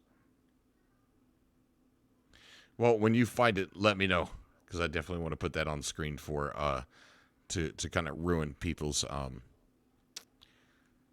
vision and how they view Pico. It worked. It worked for Vega. Yeah, when you find it, let me know. Worse than that. And it's one of those things where the upcoming cargo decks in 3.11, while not the functionality it's in 3.11, but the cargo decks themselves are a platform for additional features, and where those will tie into being able to offload things like the Hull C and maybe even load them up to begin with. Yeah, they're the perfectly designed places for that, because you don't want to take your Hull C. Well, you can't land with the cargo out, so there's very little point taking it down to the surface to land, but you will need to drop these off at orbital stations. Right. So a lot of good progress being made. It's exciting to hear. It's exciting to hear about things like the physicalized armor and the. Okay. And did you find it? I have not. Okay. All right. That's fine. We got one more thing here to kind of go over. Well, two more things. We got the whole C. No, I think we just it covered the whole C. That's right. We have the Redeemer to take a look at. So a lot of people are pretty excited about the Redeemer. You're not, though, are you? I have bittersweet things about the Redeemer. All right, let's take a look at it, and you can tell me what those things are here in a second. I can maybe share a few pictures of it before this gets redacted. Okay. Have you seen these pictures yet? A gunship. I have indeed. Lots of guns. So I can't quite remember off the top of my head the sizings of these, but the exterior of the Redeemer has pretty much been entirely reworked, but keeping it in the same Oh, style wait, as I it think was. it's in Vegas. We were Discord. on the fence about do we just move it to a different manufacturer because it looks so different to Aegis. But in the end, we decided to keep it Aegis. We'll keep the Nutcracker wings, but we'll just do a little massaging of all the shapes here to bring it more into the Aegis style. So the nose has changed, the turret design has changed, the tail has changed. It's not quite as rounded as it was. There's some harsher Aegis lines in there. Still got the wheels on the bottom. We toyed around with skids, but we'll keep it to the original concept. You can see here there's a lot more Aegis shapes. Right. I'm trying to do my best Paul Jones impersonation. It does look nice. So, what are your the complaints or whatever it is about the Redeemer? So, not to quote Gongzo, but it's kind of one of those things where, this ship was promised years ago. Oh. It was part of a design competition, and like this ship was supposed to be released years ago, and the team that was working on it, the primary person that was working on it, left CIG. So it kind of went to the back burner, and everybody's like, when's the Redeemer coming out? When's the Redeemer coming out? And their answer was always, eventually. So those of us who really, really fell in love with that ship initially, we kind of got, we kind of felt, I don't know, slighted almost, because they were like, yeah, we're working on this ship. It's going to be awesome. Like, imagine all the hype surrounding the Star Runner, and then they turn around and go, yeah, so we're not going to be releasing the Star Runner like we thought we were. And then you just never hear about it again. Yeah. Like, that's the equivalent of what happened with the Redeemer. And I'm glad they're making progress on it, but I don't think I'll ever be able to look at that ship the same way again. It's like his X. It's like his what? Like an X. It's like his ex. The girl he could never get. I like it. It looks cool. I don't know if it's a ship for me, though, because it definitely looks like it's only going to be good if you've got people in the turrets. And I'm the ideal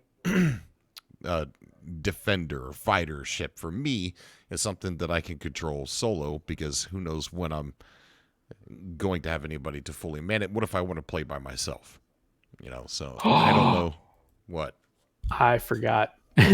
So remember how we joked around and said that I needed to make that Spectrum post about Pico? Yeah. That clip is actually in that Spectrum ticket, so I gotta find it. I just realized how I can find it fairly quickly. All right. So yeah, that's the Redeemer. That's the Redeemer that we got. So is there anything else on the comments or content or whatever before we start taking calls? And that seemed like that was about 3.11 in digital. Okay, here's what I want to kind of bring up on the calls if you guys want to talk about them. Anything 3.11 related, anything about cargo, anything about this year's CitizenCon, Digital Con, or whatever you want to call it. So if you want to bring those topics to the table or anything that we've already talked about, please join the Discord and go into the staging area. We are going to go ahead and get some callers pulled up here. So the people that were waiting in the staging area are gone because we took so long to get here. So if anybody wants to jump into the staging area, I'll bring you right on the call. And Kronoff is going to get that Piku Me Too video. I hate you. I hate you so much. I have some theories about basically online CitizenCon. All right, I'm sending you both clips. Both clips. There were two clips. There was one where I was explaining the bug, and then there's the other one. Raven already sent it to me. Oh. All right, so all right. Raven sent it to me. I didn't even know. Let's see if I can get this. What you doing? Go ahead. All right. So this is Kronoff and his spectacular moment with Piku. Is that the one with the the one with the music, though? I don't know. We're gonna find out. What you doing? Go ahead. Okay, so what happened was I picked up a penguin. I see my account, Cobra, on your stream. After I picked up this penguin, I decided to knock try them to. down. I tried to throw it. You get one good throw out of the penguin, but then it kind of glitches in your hands. You can't throw it anymore. So I was like, okay, so what else can I do with this stupid penguin? So I tried, crouching with it, and then I tried laying down prone with it, and you hold it like a gun. Well, then I rolled over, and when I rolled over, I could not roll over again. I'm now stuck on my back with this penguin, and I can move around now, which you're not supposed to be able to do. Oh, that's the wrong I'm, video. Able to jump on my back. That's the wrong video. Yep. Show them what it looks like from your perspective. This is the And video this you is want. what I'm looking. I'm gonna shoot this over to you on you Discord. you got the video. Okay. Let's see if I can. There you go. Yeah, that was the one I was explaining the glitch. That one's the one that you made Ladies fun of and me. gentlemen, what you're witnessing here is National Geographic at its finest. This is how the penguins are bred. Yeah, there you go. Stop bouncing. Oh my god. This is how we make more penguins. Oh my god. This is why there's so many at New Babbage. Courtesy of Kronoff. Doing the good parts of Stanton. Populating the verse. Making more penguins. God, the video is so bad. I can't. So you need to get this fixed immediately. What a weird little clip you've got there. So that is the story of why Piku has PTSD, and so does anybody else that has watched it, and now all of you as well. Vegas still hasn't been to the penguin shop. All right, we got Fist. I'm gonna bring Fist up here. There's so many rooms to move people to. I believe this is it. Fist, how you doing, buddy? I'm good. How you doing? I'm doing great, man. A little nervous bringing back the podcast for the first time in a long time. I blame you. So, I don't know if you were able to watch the show or anything. Of all the topics that we talked about, do you have anything to add to those or something brand new? For all of you guys, I don't know, is what you're doing a secret? A little bit. It's within the org, but I don't think it's past the org. Okay, so no one's allowed to know what you're doing yet. They'll know in a month or so. Okay, all right. It's super exciting, guys. Trust me. What Fist is working on is going to be amazing. So as soon as he's ready to tell you guys what he's working on, I'll tell you immediately. It'll be fun. It'll be fun. Yeah. So what's on your mind, dude? What brings you on the show tonight? So I have a couple things, but first a correction. Oh no. I'm surprised Adam didn't pop in there. The Mercury Star Runner, from what's on the website, does not have size 1 guns. No, I was no. I was trying to trigger Adam to come on the show just to tell me he was wrong because I was trying to get him on the show. It worked. Gotcha. Yeah, I told Kronoff, I'm like, let's just start saying some misinformation about the Star Runner, and he'll get pissed off and he'll come on the show. Oh, okay. I missed that part. Speaking of coming on the show, I actually have to leave briefly to go water some flowers because I'm that type of guy. I'll be back in about 20 minutes to half an hour. Enjoy. Okay, spend 30 minutes watering flowers. I have a lot of flowers for your information, sir.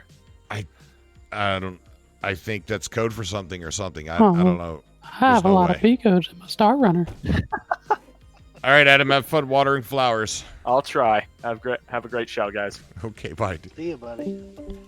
So I'm actually getting really excited for the new missile system that they're coming out with. Oh. What are they doing? What are they changing about it? So it looks like they're going to change the way. So you're going to be limited to however many missile racks you have. That's how many missile locks you can make at one time, capped out at 4.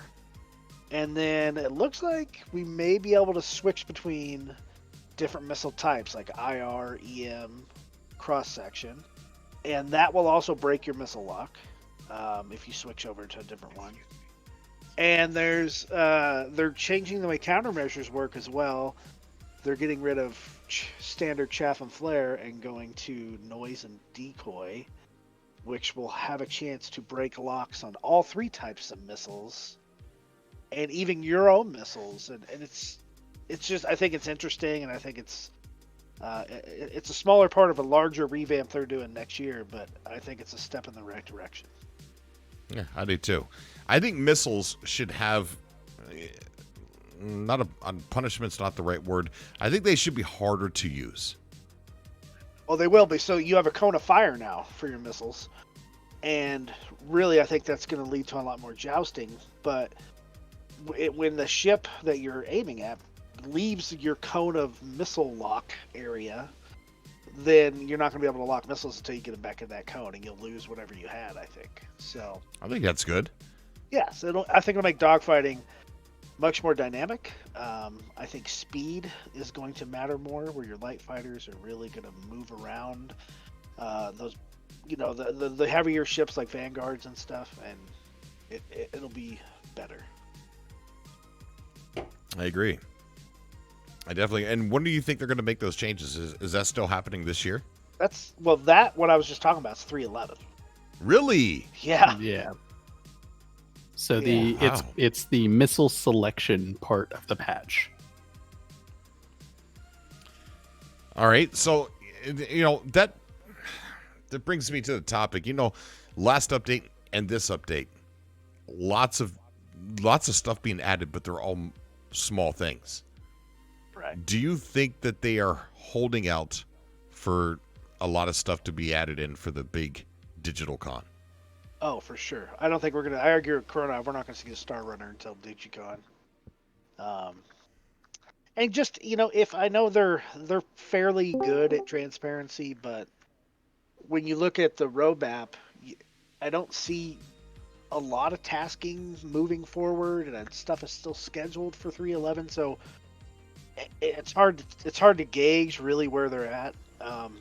But yeah, I think they're going to have a big thing. I am praying that they're going to have the Titan armor for 3.12, the Mercury Star Runner for the DigiCon thing, and I think late October, early November. And I think there'll be a couple surprises in this patch that we're not seeing on the leaks or anything that are going to be pretty cool.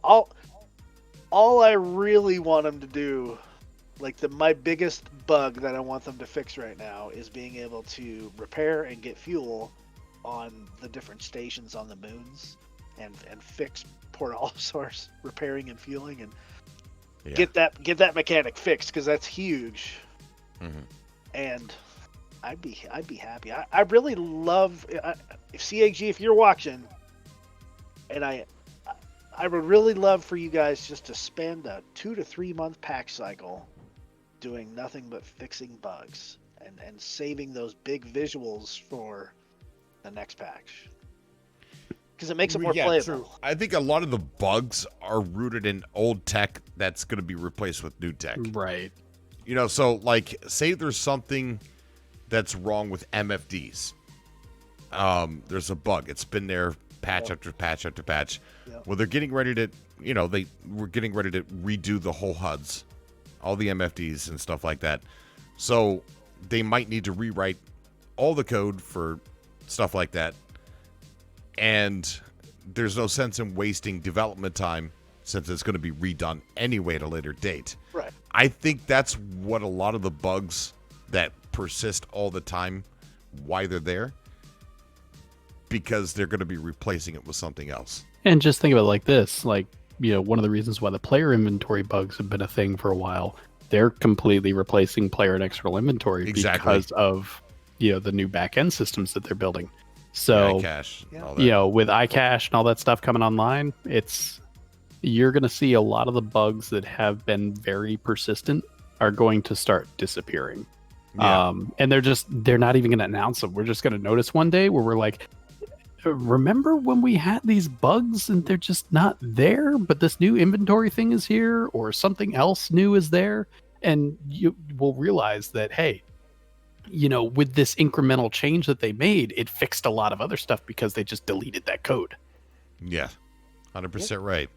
Yeah, I agree. Tor- But there is Tornopus- stuff. Sorry, there is stuff that worked in 3.9 that, like refueling, that didn't work in 3.10.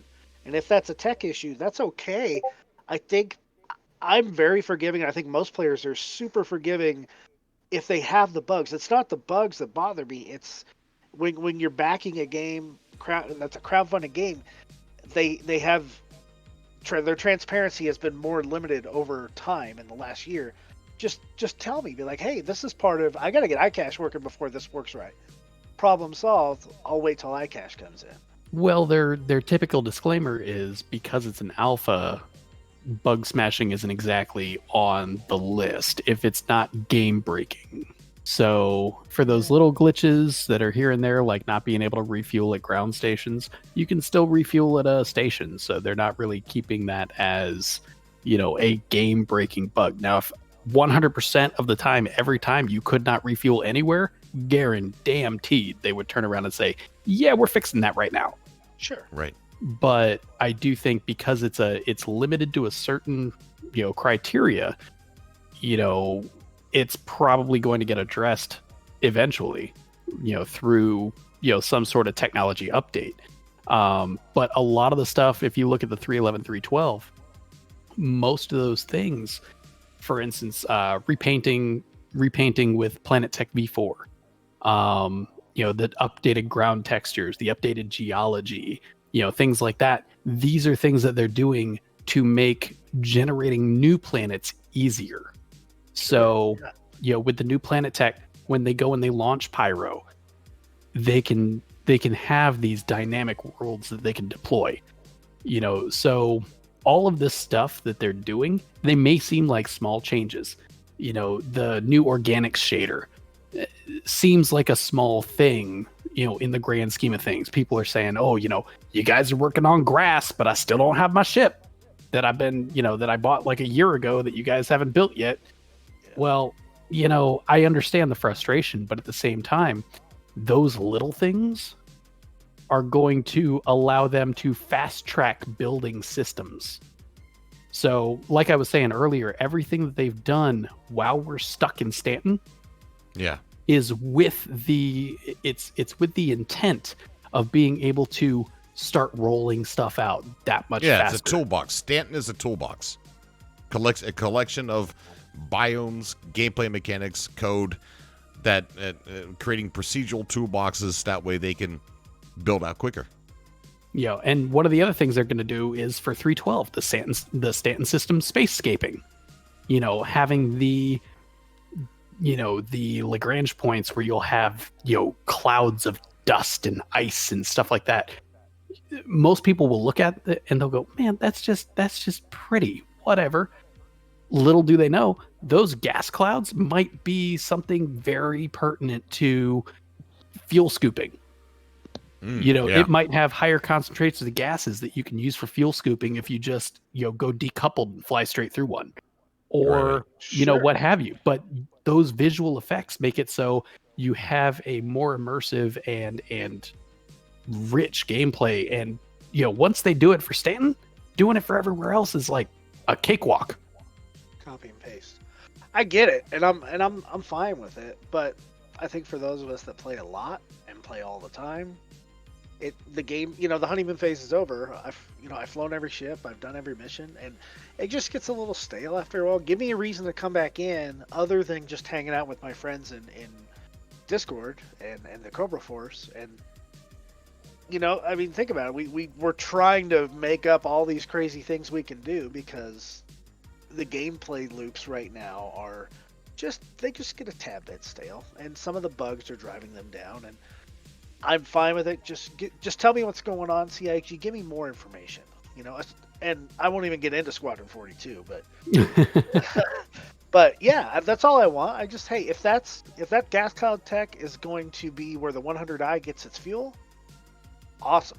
Just, I have no idea. And from what other people were guessing, right? But that speculation and that guesswork sometimes when CIG is watching those kinds of things and they go, you know what? We didn't think of that. And then all of a sudden it gets implemented in the game. So that's the cool part about being on the ground level and being these testers, because people will say things in a video and they'll be like, well, maybe it's used for this. Maybe it's used for that. Maybe that's how this will work. And CIG watches all this stuff, you know, and they're never going to give us credit for it ever. But they'll go, oh, yeah, so we did this. And then the person that speculated it can go, I was right, da-da-da-da-da. And then, you know, little do they know that CIG was watching the video and they were like, that's a really good idea. Let's steal it. So. Well, I got one they can have for free. And Cobra knows that we had talked about the Talon and the Shrike and having those wings. Oh, yeah. They like a F-14 Tomcat, right? They spread automatically and they will fold automatically depending on airspeed. And if they could implement that at some point, not right away, but at some point in their model, so you would have more control in atmosphere, less of a cross section in space, something like that. That'd be amazing. Yeah, I agree. And I'm very excited about 312. Like 312 for me, for one reason and one reason only. Death animation. Really? Yeah. You won't just ragdoll anymore. You will actually like die. They will combine animation with ragdoll. So, you know, when I kill you, you then collapse in a pool of your own blood as opposed to just ragdolling and disappearing. That sounds cool. Really cool. And then I'll just detonate my ship over top of you later. Mops is joining the show. How you doing, Mops? Hey, how's it going? Going pretty good, man. What's on your mind tonight? I don't know. I just kind of wanted to I don't know, join in, discuss. Cool. Do you have any thoughts on what they're going to do for a CitizenCon this year? I don't know. I was kind of hoping that they would do like a virtual CitizenCon type of thing, you know, like. Aren't they doing that? Well, so there's a lot of people saying that that's not what they're going to do, that it's going to be something completely different. But I don't know. I guess we'll have to see. If they do something, then it's definitely going to be digital. So how would it be different? So most of my news I get from Board Gamer, and well, yeah. Hey, Board Gamer is cool, dude. No, I was laughing because it instantly brought the pirate video to mind where you were I was watching Board Gamer's videos and you know, blame him if anything went wrong with that beacon. Oh yeah.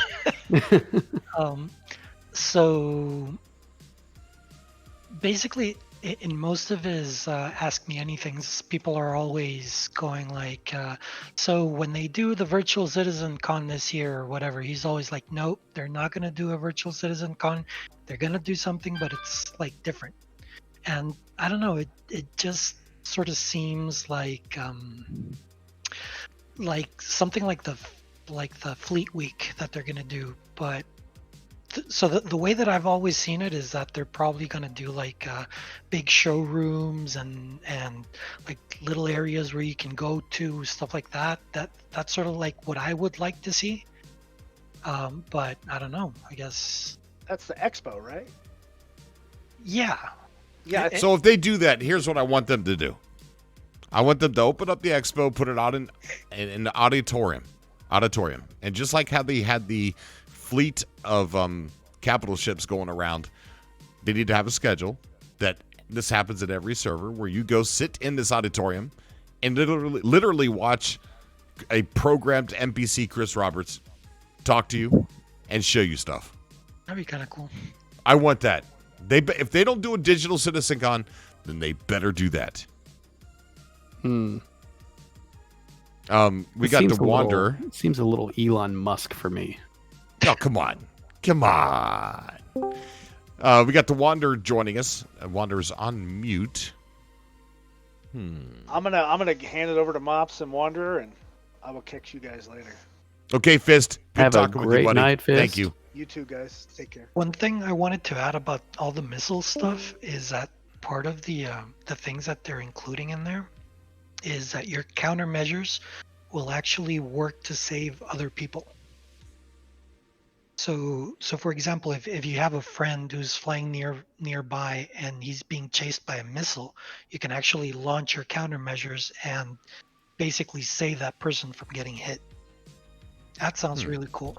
So It does. if you have that friend that's always really bad about launching their own countermeasures, Cobra, then you can potentially save their lives. Hey, those countermeasures don't work. Well, the thing is now countermeasures will be limited, right? Like eventually you won't be able to shoot anymore. So, I mean, if you've already spent all of them, then somebody needs to come and save you. True. Very true. So I couldn't get the Wanderer. Well, I got him in here, but he left and he's still on mute. Can you hear us, Wanderer? Hang on, let me try something. So Tornopus asked a question about the 100 series, whether it was going to be in the game, or whether it was going to be in 3.11. Yes, they are. We're also giving away one of each here on Cobra TV. So I will talk about that a little bit more when we get closer, and we'll see what kind of different contests we can do for the three. All varieties. The 100, the 125, and what was the other one? 135? Wanderer should be able to talk now if he can try to unmute himself. All right, you're on mute, Wanderer. Oh, he went back down. Oh, there we he's go. Back up. I fixed it. Well, he's back down. Oh, no. I fixed it. He's back up. There we hey, go. Wander. Hi, how you doing? This is Rosa. Wanderer's going to be in a few minutes. Okay. All right. Who's this? Rosa. Rosa from the chat. Oh, are you Lady Bundy? I am. Oh, look how smart I am. I knew that was you. You're quick. So how you doing? Doing good. It's been actually really crazy. I work at a school down here in the Keys, so it's been pretty chaotic. I haven't really had much time to be on the computer. My husband actually gets on way more than I do. He finally joined Cobra Force last night, so he was super stoked. Nice. Very nice. Well, I'm not allowed within 500 yards of a school. Oh, Herbert. That's Herbert. You know, Herbert from Family Guy. Hi, Herbert. Where's Mickey Mouse? Mickey? Don't tempt him. I haven't been drinking nearly enough. Yeah, and I'm not sure Mickey if this is a usually late night comes out after conversation. Kurnoff's been drinking. So I guess it's safe to say he hasn't had a drop of alcohol yet. Oh, that's funny. Yet. Hold on, we're trying to figure out how to boost the volume here, Cobra. Give us just a few minutes. I got you good on the volume. So Cobra, while they fix that, what are your thoughts on the whole new green zone stuff? I like it. I just wish they would have went all the way with it the first time. You know what I mean? Like, if I'm chasing a bounty, I want to get in there to Port Alisar, land my ship, and go put one in his head. Right. So I think my thoughts on this are, I think they should keep Armistice 100% at major cities. So like Lorville, Lorville, Area 18, New Babbage, specifically those three. Hey, what's up, buddy? How you doing, Wanderer? Doing good, thanks. Just crazy stuff around the house and trying to watch you in moments I have. Oh, that's good, man. What's on your mind tonight? What brought you on the show? Oh, well, I've been watching your show for a while now. I saw you gave a shout out to my wife last night, and I was like, yeah, I just got in Discord, so figure I might start being a little more communicative. Cool, buddy. Yeah, have you decided to get in comms here and play with these guys while they're in the game? Yeah, definitely. Just as soon as I can. I usually play a little bit later than most people because I'm usually active trying to get my daughter taken care of and to bed and everything. So I'm a night owl and Star Citizen. I see. Yeah, there's a few people in there really late. I'm not because I work at night. So nighttime is my morning and afternoon. Gotcha. Yeah, unfortunately. But it's good to have you on the show, bud. Is there anything that you're looking forward to with 3.11 or maybe at the CitizenCon or DigitalCon or whatever they have planned? I am definitely looking forward to seeing what happens when most of the armistice zones disappear. Oh, yeah. That'll make for some very, very interesting gameplay. And always looking forward to, new ships and features, seeing what works and what doesn't. I enjoy being part of the, the development process, such as it is. Oh, me too.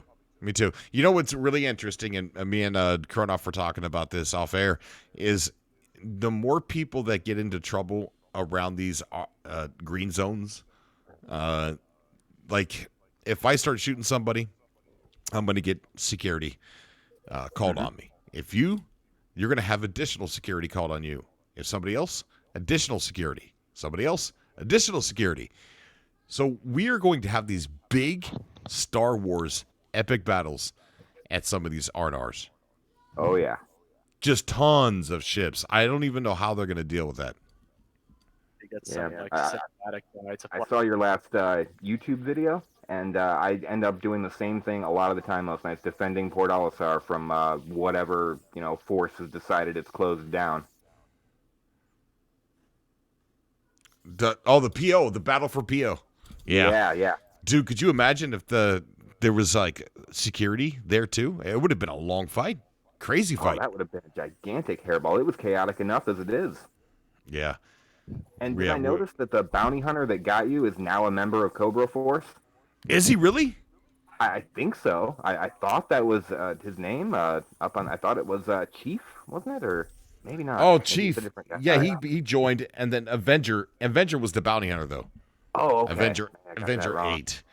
Yeah, he's the crazy guy that got me there at the end. Yeah. But the Mickey Mouse guy who got you at Tram and Myers a while back, he ended up joining your force too, right? Yep. Yeah, you have a knack for turning enemies into friends. Dude, there was a guy, we did this trick on people at Grimhex. We would kidnap the guards from Hurston, and then we would take them to Grimhex. And I don't even know if there's any footage of this anymore. Maybe there's some clips on Twitch. There is? Yeah. Oh, good. I don't think it's on Twitch, but it's on your Patreon. Oh, is it? Yeah. Oh, good. I was so hoping that it was still there somewhere. But here's what I did. We took the guard, we dropped him off at Grimhex, and I told people on Global Chat, I said, hey, I got the Hurston guard armor set, and I know how to give it to you. And everyone's like, oh, yeah? How? I'm like, it's this weird glitch, guys. Weird bug. If you punch me 5 times, then it just appears in your mobi-glass, and you can put it on. I said, I'm over here at Grimhex. I'm in the uniform. Come punch me 5 times. So here's what would happen. One by one, people were coming by, landing at Grimhex, and then I go, yeah, that's me standing right there. They didn't know it wasn't, right? So they walked right up to the guard. They punched him 5 times. They got an immediate crime stat, and then the guard killed him. And then they ended up in prison. Wow. And one of those guys has become, that we got, and everybody was really cool about it. They all thought it was funny. And one of them became a Cobra that we got. So that was actually the night I joined. Really? Yeah. Oh, wow. That was a fun night, wasn't it? We ought to do that again. My favorite part was when I showed up and you guys thought that I was another guy that you had lured that's in. right. Yep. And then I punched the guard and then started running behind people. Yeah, the guard started killing us because Kronoff's sitting there running around like, wee. And then I died and turned into a purple blob. I remember that. The funny part with me on that one is you guys were trying to bait me into punching him, but I had joined your Discord, and you didn't know that I was. I remember, Mobs. I remember. You're like, I'm a Cobra Force guy, and I'm watching your stream. That was hilarious, dude. It was. I forgot all about that. Wow. Good night. Yeah.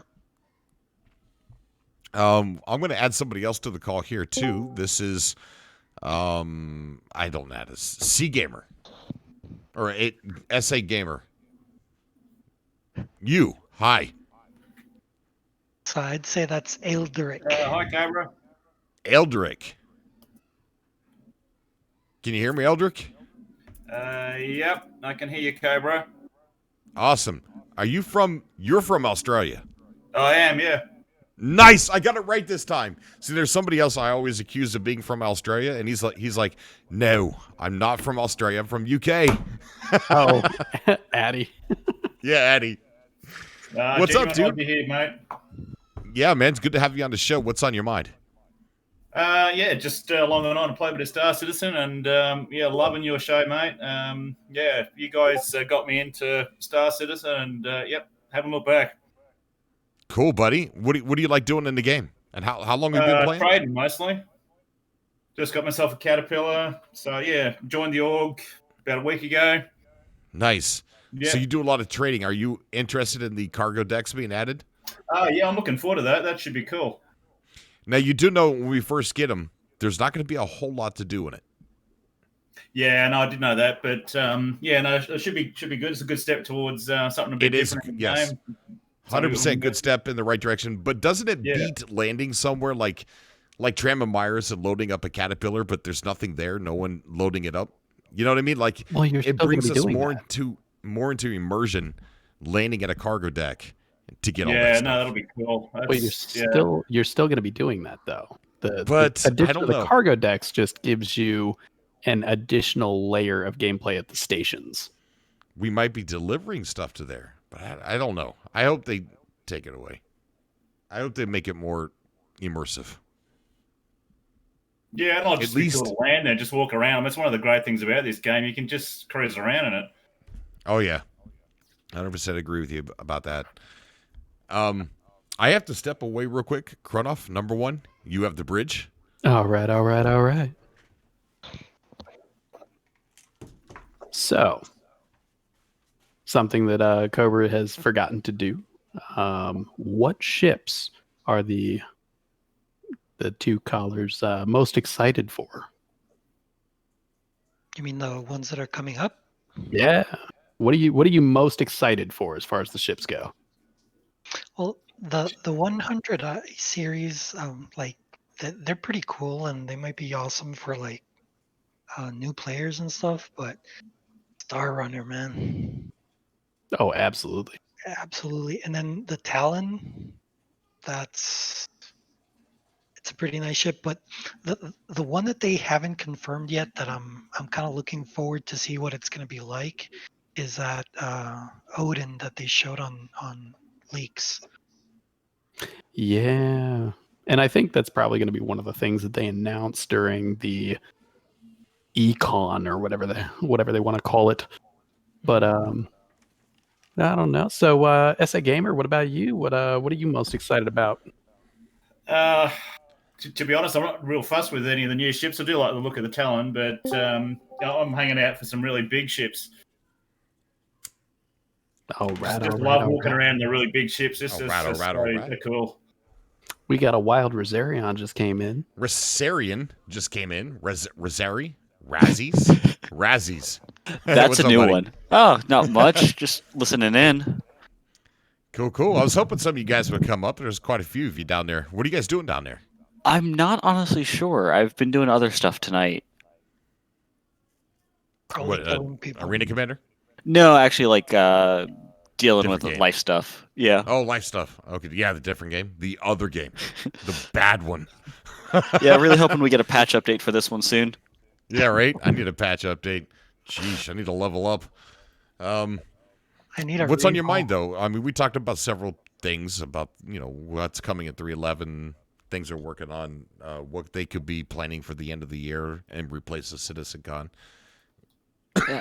I mean, I'm pretty excited for like a lot of the missile changes, and honestly, the countermeasures look really exciting. Specifically, the ones where it's like the noise field. Where are you guys seeing this? I'll send you a link. Yeah, they did.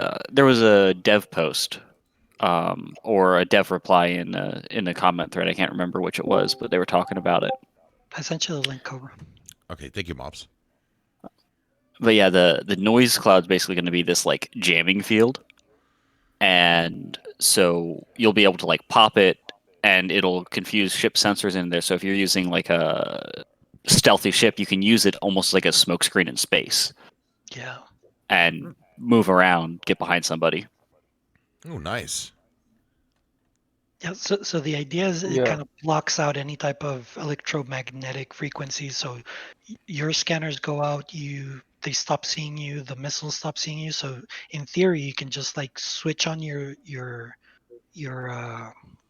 stealth and just make a U-turn and go somewhere else and hopefully escape. So it does sound pretty rad. Yeah, and I can imagine, because it's like supposed to be a projectile you fire out that then bursts. I could imagine you have like, a squadron v squadron thing where your squadron fires a wave of them and then scrambles inside, and so you start coming from different directions to get the drop on people. Emergent gameplay. Oh, I can't wait. It would have made like what we did last night even more insane and awesome than what it already was. Yeah. Yeah, I went back and I watched some of that stream. They weren't being negative to us. No, they were cool. There were people in chat that kind of were, but Burks, nah, he was pretty cool about it. Yeah, he was really cool when I hopped over to his stream to say good fight. Real great guy, it seemed like. Yeah, he's a good dude. You guys, I've never had a problem with him. You guys have your second war with the Space Force. Kind of. It wasn't a war, but it was a couple people with bounties, other people with bounties, and it just became shoot at me, shoot at you, blah, blah, blah. And it was not really a war, though. I remember the first time we did that. I think it was on a Patreon stream where we managed to get into the same server as Burks, and we're like, hey, let's go give him a surprise. Right. Yeah, it was fun. Okay, so who did I... Lucky just joined. Hey. What's up, Lucky? Hey, pretty good. How are you doing, Cobra? Doing great, man. Doing great. Good. Yeah, Lucky was with us on that Battle for PO fight. Yeah. Oh, yeah. Yeah, that was that's fun. always a good time. What's on your mind, Lucky? Oh, nothing much. It's, relaxing. I was listening to you earlier. So what did you want to add? Did you want to talk about anything specific? No, not really. I'm just excited for the Star Runner. I just want to join and say hi. It's gonna be cool. Yeah, the Star Runner. I'm really looking forward to it too. Oh yeah. But I got more of my sights are on the Hull C. Oh, that might make a surprise appearance, right? I think it's going to be one of those ships that is going to be a surprise appearance, and I'm glad you brought that up because on that video today, he kept bringing up Hull C. He kept bringing up, well, yeah, we needed this to be able to get the Hull C to work. But, I don't know. They said docking needs to come into play first. Well, they also said there were, once they get those out of the way, then they still have a few more dependencies that they have to be able to facilitate the Hull series ships. So I think there's still, once they get docking and, all that stuff out of the way, there's still going to be a couple of things that they have to do. One of which being what they were talking about with the expansion, the whole expansion piece where, there's going to be gravity, but there's going to be no atmosphere. So that's an additional mechanic that they need to put in. But I don't know. I think one of the things I'm excited about with the ship-to-ship docking is the ability to separate the command module from the Caterpillar. Yes. Ooh, yes. Yeah, that would be very cool. They mentioned other variants of the Caterpillar before. I heard somebody mention it. What are they talking about? I think it was, and people who've been here longer could probably fill in a little more info, but I've heard that the Caterpillar was supposed to be modules, so you could have like a carrier deck on it instead of the massive cargo bays or something else like that. Are you serious? That would be crazy. Well, so basically the whole thing with the Caterpillar was it wasn't necessarily supposed to be a carrier bay so much as it was being able to switch out the front cargo module for being able to hold MPUVs or the Argo cargos. Gotcha. Brent, thank you for So subscribing. you buddy. sacrifice Appreciate it. you sacrifice a little bit of your space to be able to have the ability to launch a couple of Argo cargos.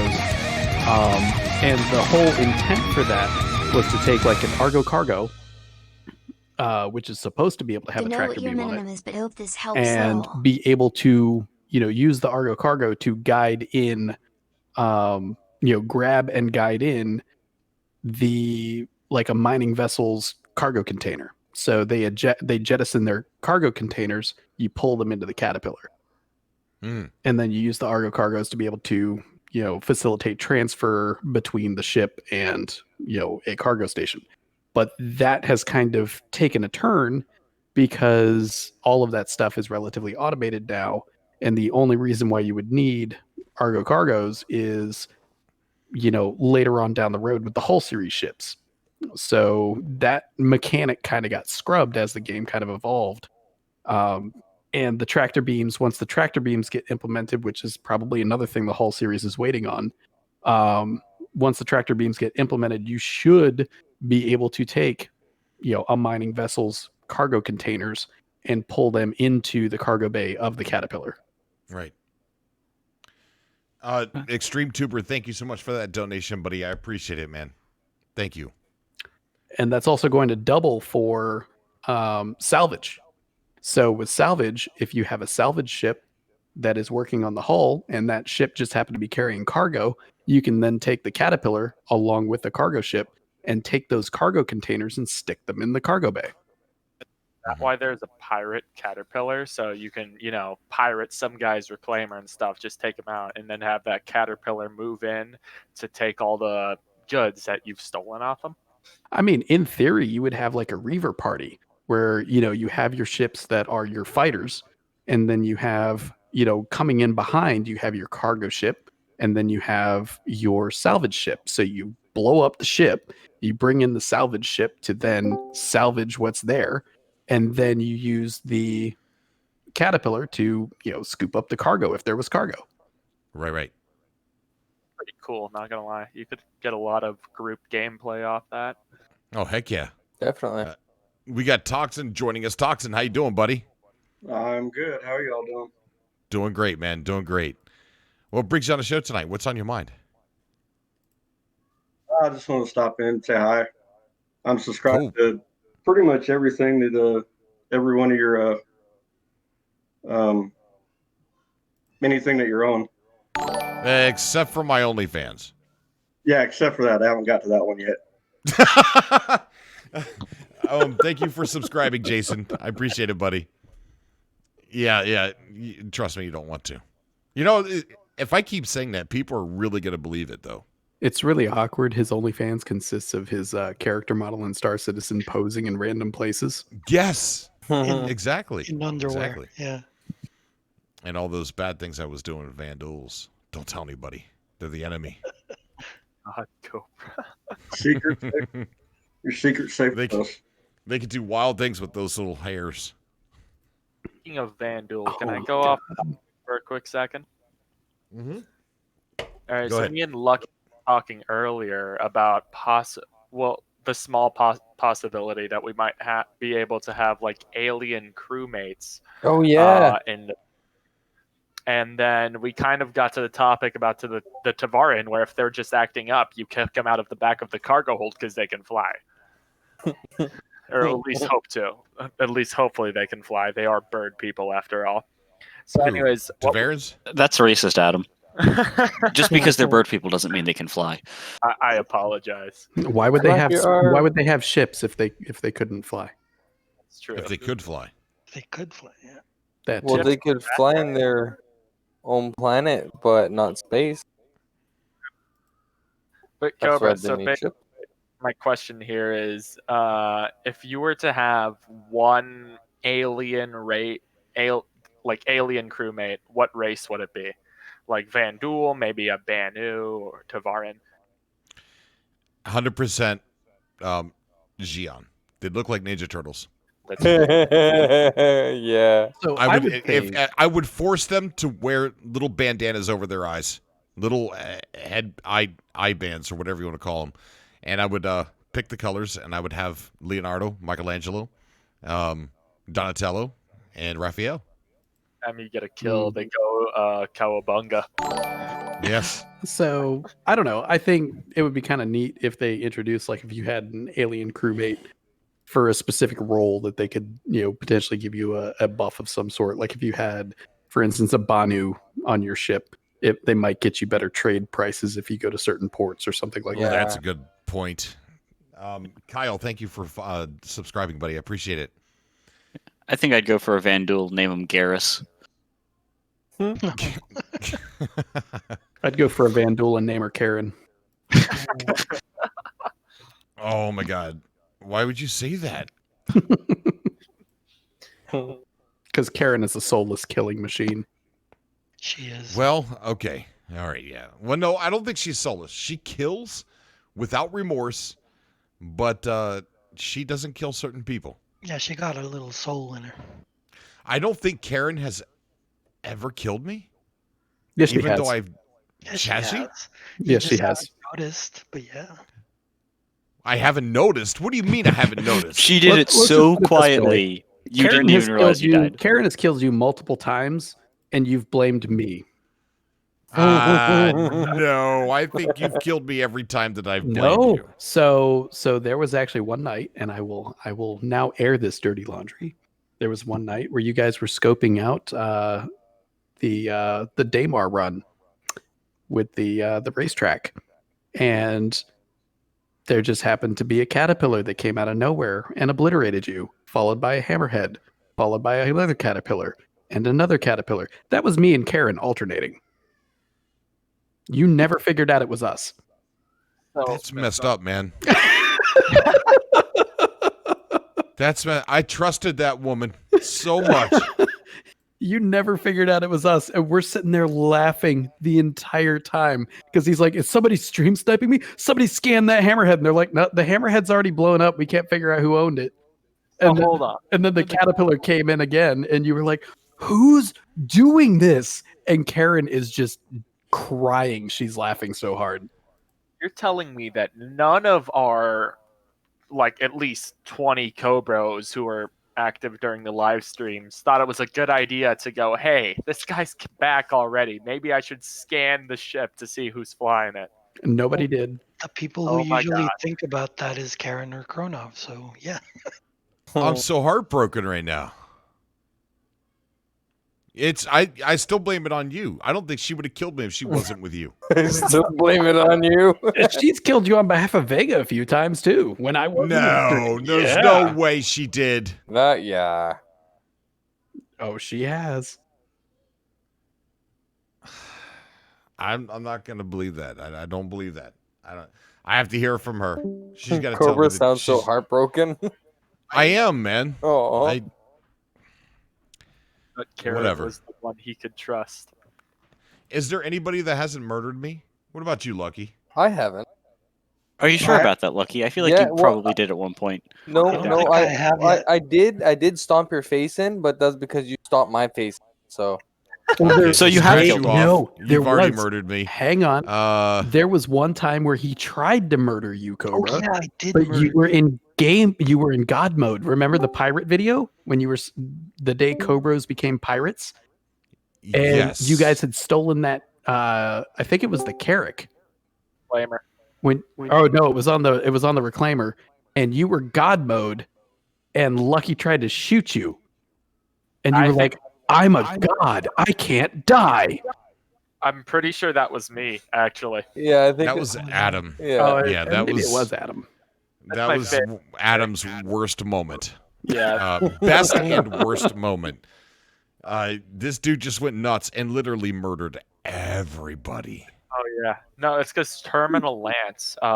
He knocked me out one too many times and made me snap. So I decided, hey, the best way to possibly get rid of this anger is killing every single Cobra on this goddamn ship. So I did so. It's a pretty cool video. I recommend it. It's got over 100,000 views on it. It's a fantastic video. And then right That's after that, great. everybody accused you of being pirates, just like everybody thought that video of us at Trama Myers was real. So Karen in the chat saying I have, but on accident. No, she's talking about Vega. Oh, whatever. I mean, I've killed Vega in cold blood too. That was fantastic. Okay. I can say I haven't killed Cobra yet.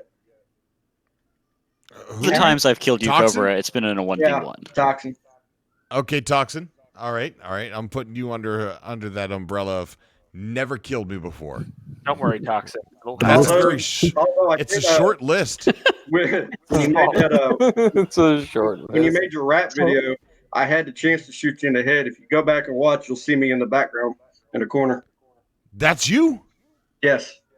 Oh no. So what's funny though is 9 times out of 10, the people who end up leaving that list of people that have not killed Cobra, it's usually because Cobra kills them.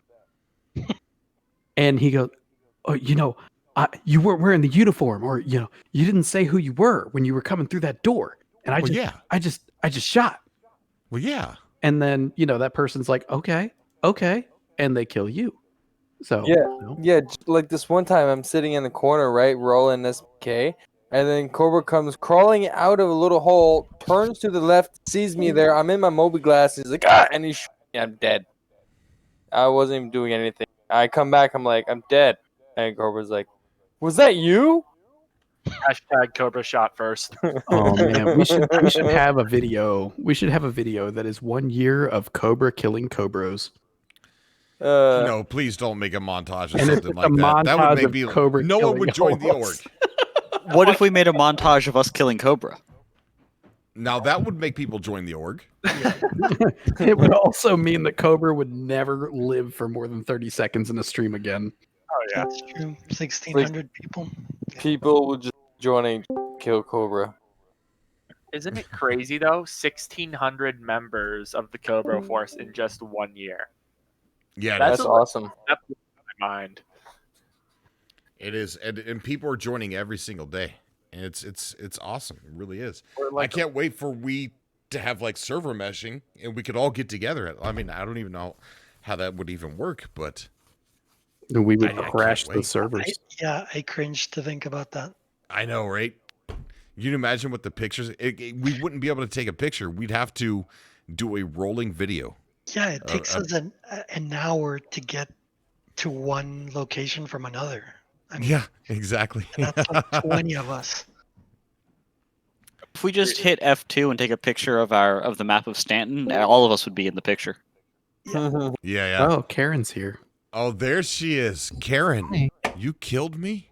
Welcome to court. Recently, like back in February on the 17th.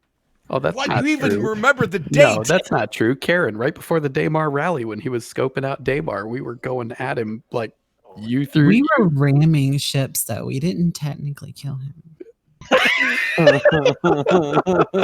We were messing with Cobra. See, there's a difference because if I go to kill somebody, We were both really drunk that night too. yeah, and first it started out I was in an eclipse and I had some adult beverages. And one thing led to another, and we were coming down there to say hi, but instead it turned into me running into a building. Open up here. So no, Well, I did not kill you. okay, so that you're started being a out. provocateur, Kronoff. So that started out with Karen accidentally flying into the building with her eclipse, and then I ran into the building with my retaliator, and you were like, "Whoa, what was that?" And then you were in something else, and Karen was like, "We should just like fly more ships." So we start pulling out like caterpillars. I pull out a hammerhead. She pulls out another caterpillar. Like just back to back to back. Oh boy. Well, okay, so if anybody's interested, we're probably going to be closing down the show here pretty soon, and we're going to go over to Twitch and get inside the verse. And if you want to watch me die, Well, I love making you Twitch, Cobra. No, he's never made me Twitch. I've made him Twitch because of my OnlyFans account, but other than that, okay, so he's been drinking. Yeah, Okay, all right. doing now. We do have a Twitch link in the description if you're not following me over there. That is where we do all of our live gameplay, all the org stuff, MMO stuff, and that is where I normally die. So yeah, we'll be over there. And nobody else seems like they're going to be jumping on the call, so it's new. Well, it's not new. We're bringing back the podcast every Friday, just like I used to do for many years, and suddenly stopped. And I'll tell you why I stopped. These guys, they came on here in a big group of people. I guess they Discord troll, and they were saying the N-word all over the stream to get me banned. That kind of made me afraid to go live again, and that's why I disappeared for a while. So we're going to be doing this every Friday. Even if it's only a 2-hour show exactly, and I have to work that night, we're still going to be here every Friday. So oh yeah, hopefully it'll start to get known more, and people will start to come out to the show more, and we get more callers. But is there any final parting things that you guys would like to say before we go over to Twitch? So I want to say that I think Kronov and you at the very beginning, that was priceless, man. You guys really interact well between. Wait, who what now? What? So the pair of you and Kronov, starting off and discussing, bouncing things off each other. Oh yeah, I think that works great, man. Oh yeah. Oh, thank you so much. Heck yeah, it does. Thank you. It's awesome. And hopefully, I'm really hoping that one day, we can get Vega in here too. Yes, she'll eventually become a third mic. Even if I have to duct tape her to a chair again. But this time it'll be the podcast. Oh God. Sorry. I can't. How do you think we have 4 kids? Whew. But no. So I think this went fairly well for first time coming back, getting into the groove of things, and yeah, I like it. Even if we only have either Vega or Karen on for announcing sports or the weather, we can figure something out. Oh yeah, it's going to be raining blood is my prediction. And if you guys have any ideas for the show, comment that down below. If you watch us tomorrow or whatever, and you got this far into it, give us your ideas. Get in our Discord. We have a room somewhere for, I think it's for the live show that was created. The podcast show notes. Is that available to everybody? It should be. Okay. Yeah, whatever articles or conversations or topics that you guys would like to see us talk about, we're going to be adding in lore to this as well, eventually. And it's just going to grow dynamically. So we'll see you guys next Friday for the live show. Plus, I'll be uploading videos all week long. And just get involved. Get into Discord. Get on the show next week. All right. Love you guys. Thank you so much for coming by. And I will see you all in the verse. May the verse be with you. And hopefully I will see you on Twitch in about 10-ish minutes, maybe 15. All right. Good night, everybody. Good night, everybody. Have a great time in the verse. Good night. Stay safe. Good night. See y'all soon. Later. All right. May the verse be with you guys. Thank you for subscribing, Lee. I appreciate it, buddy. All right. We're going to go ahead and close it down and go over to Twitch.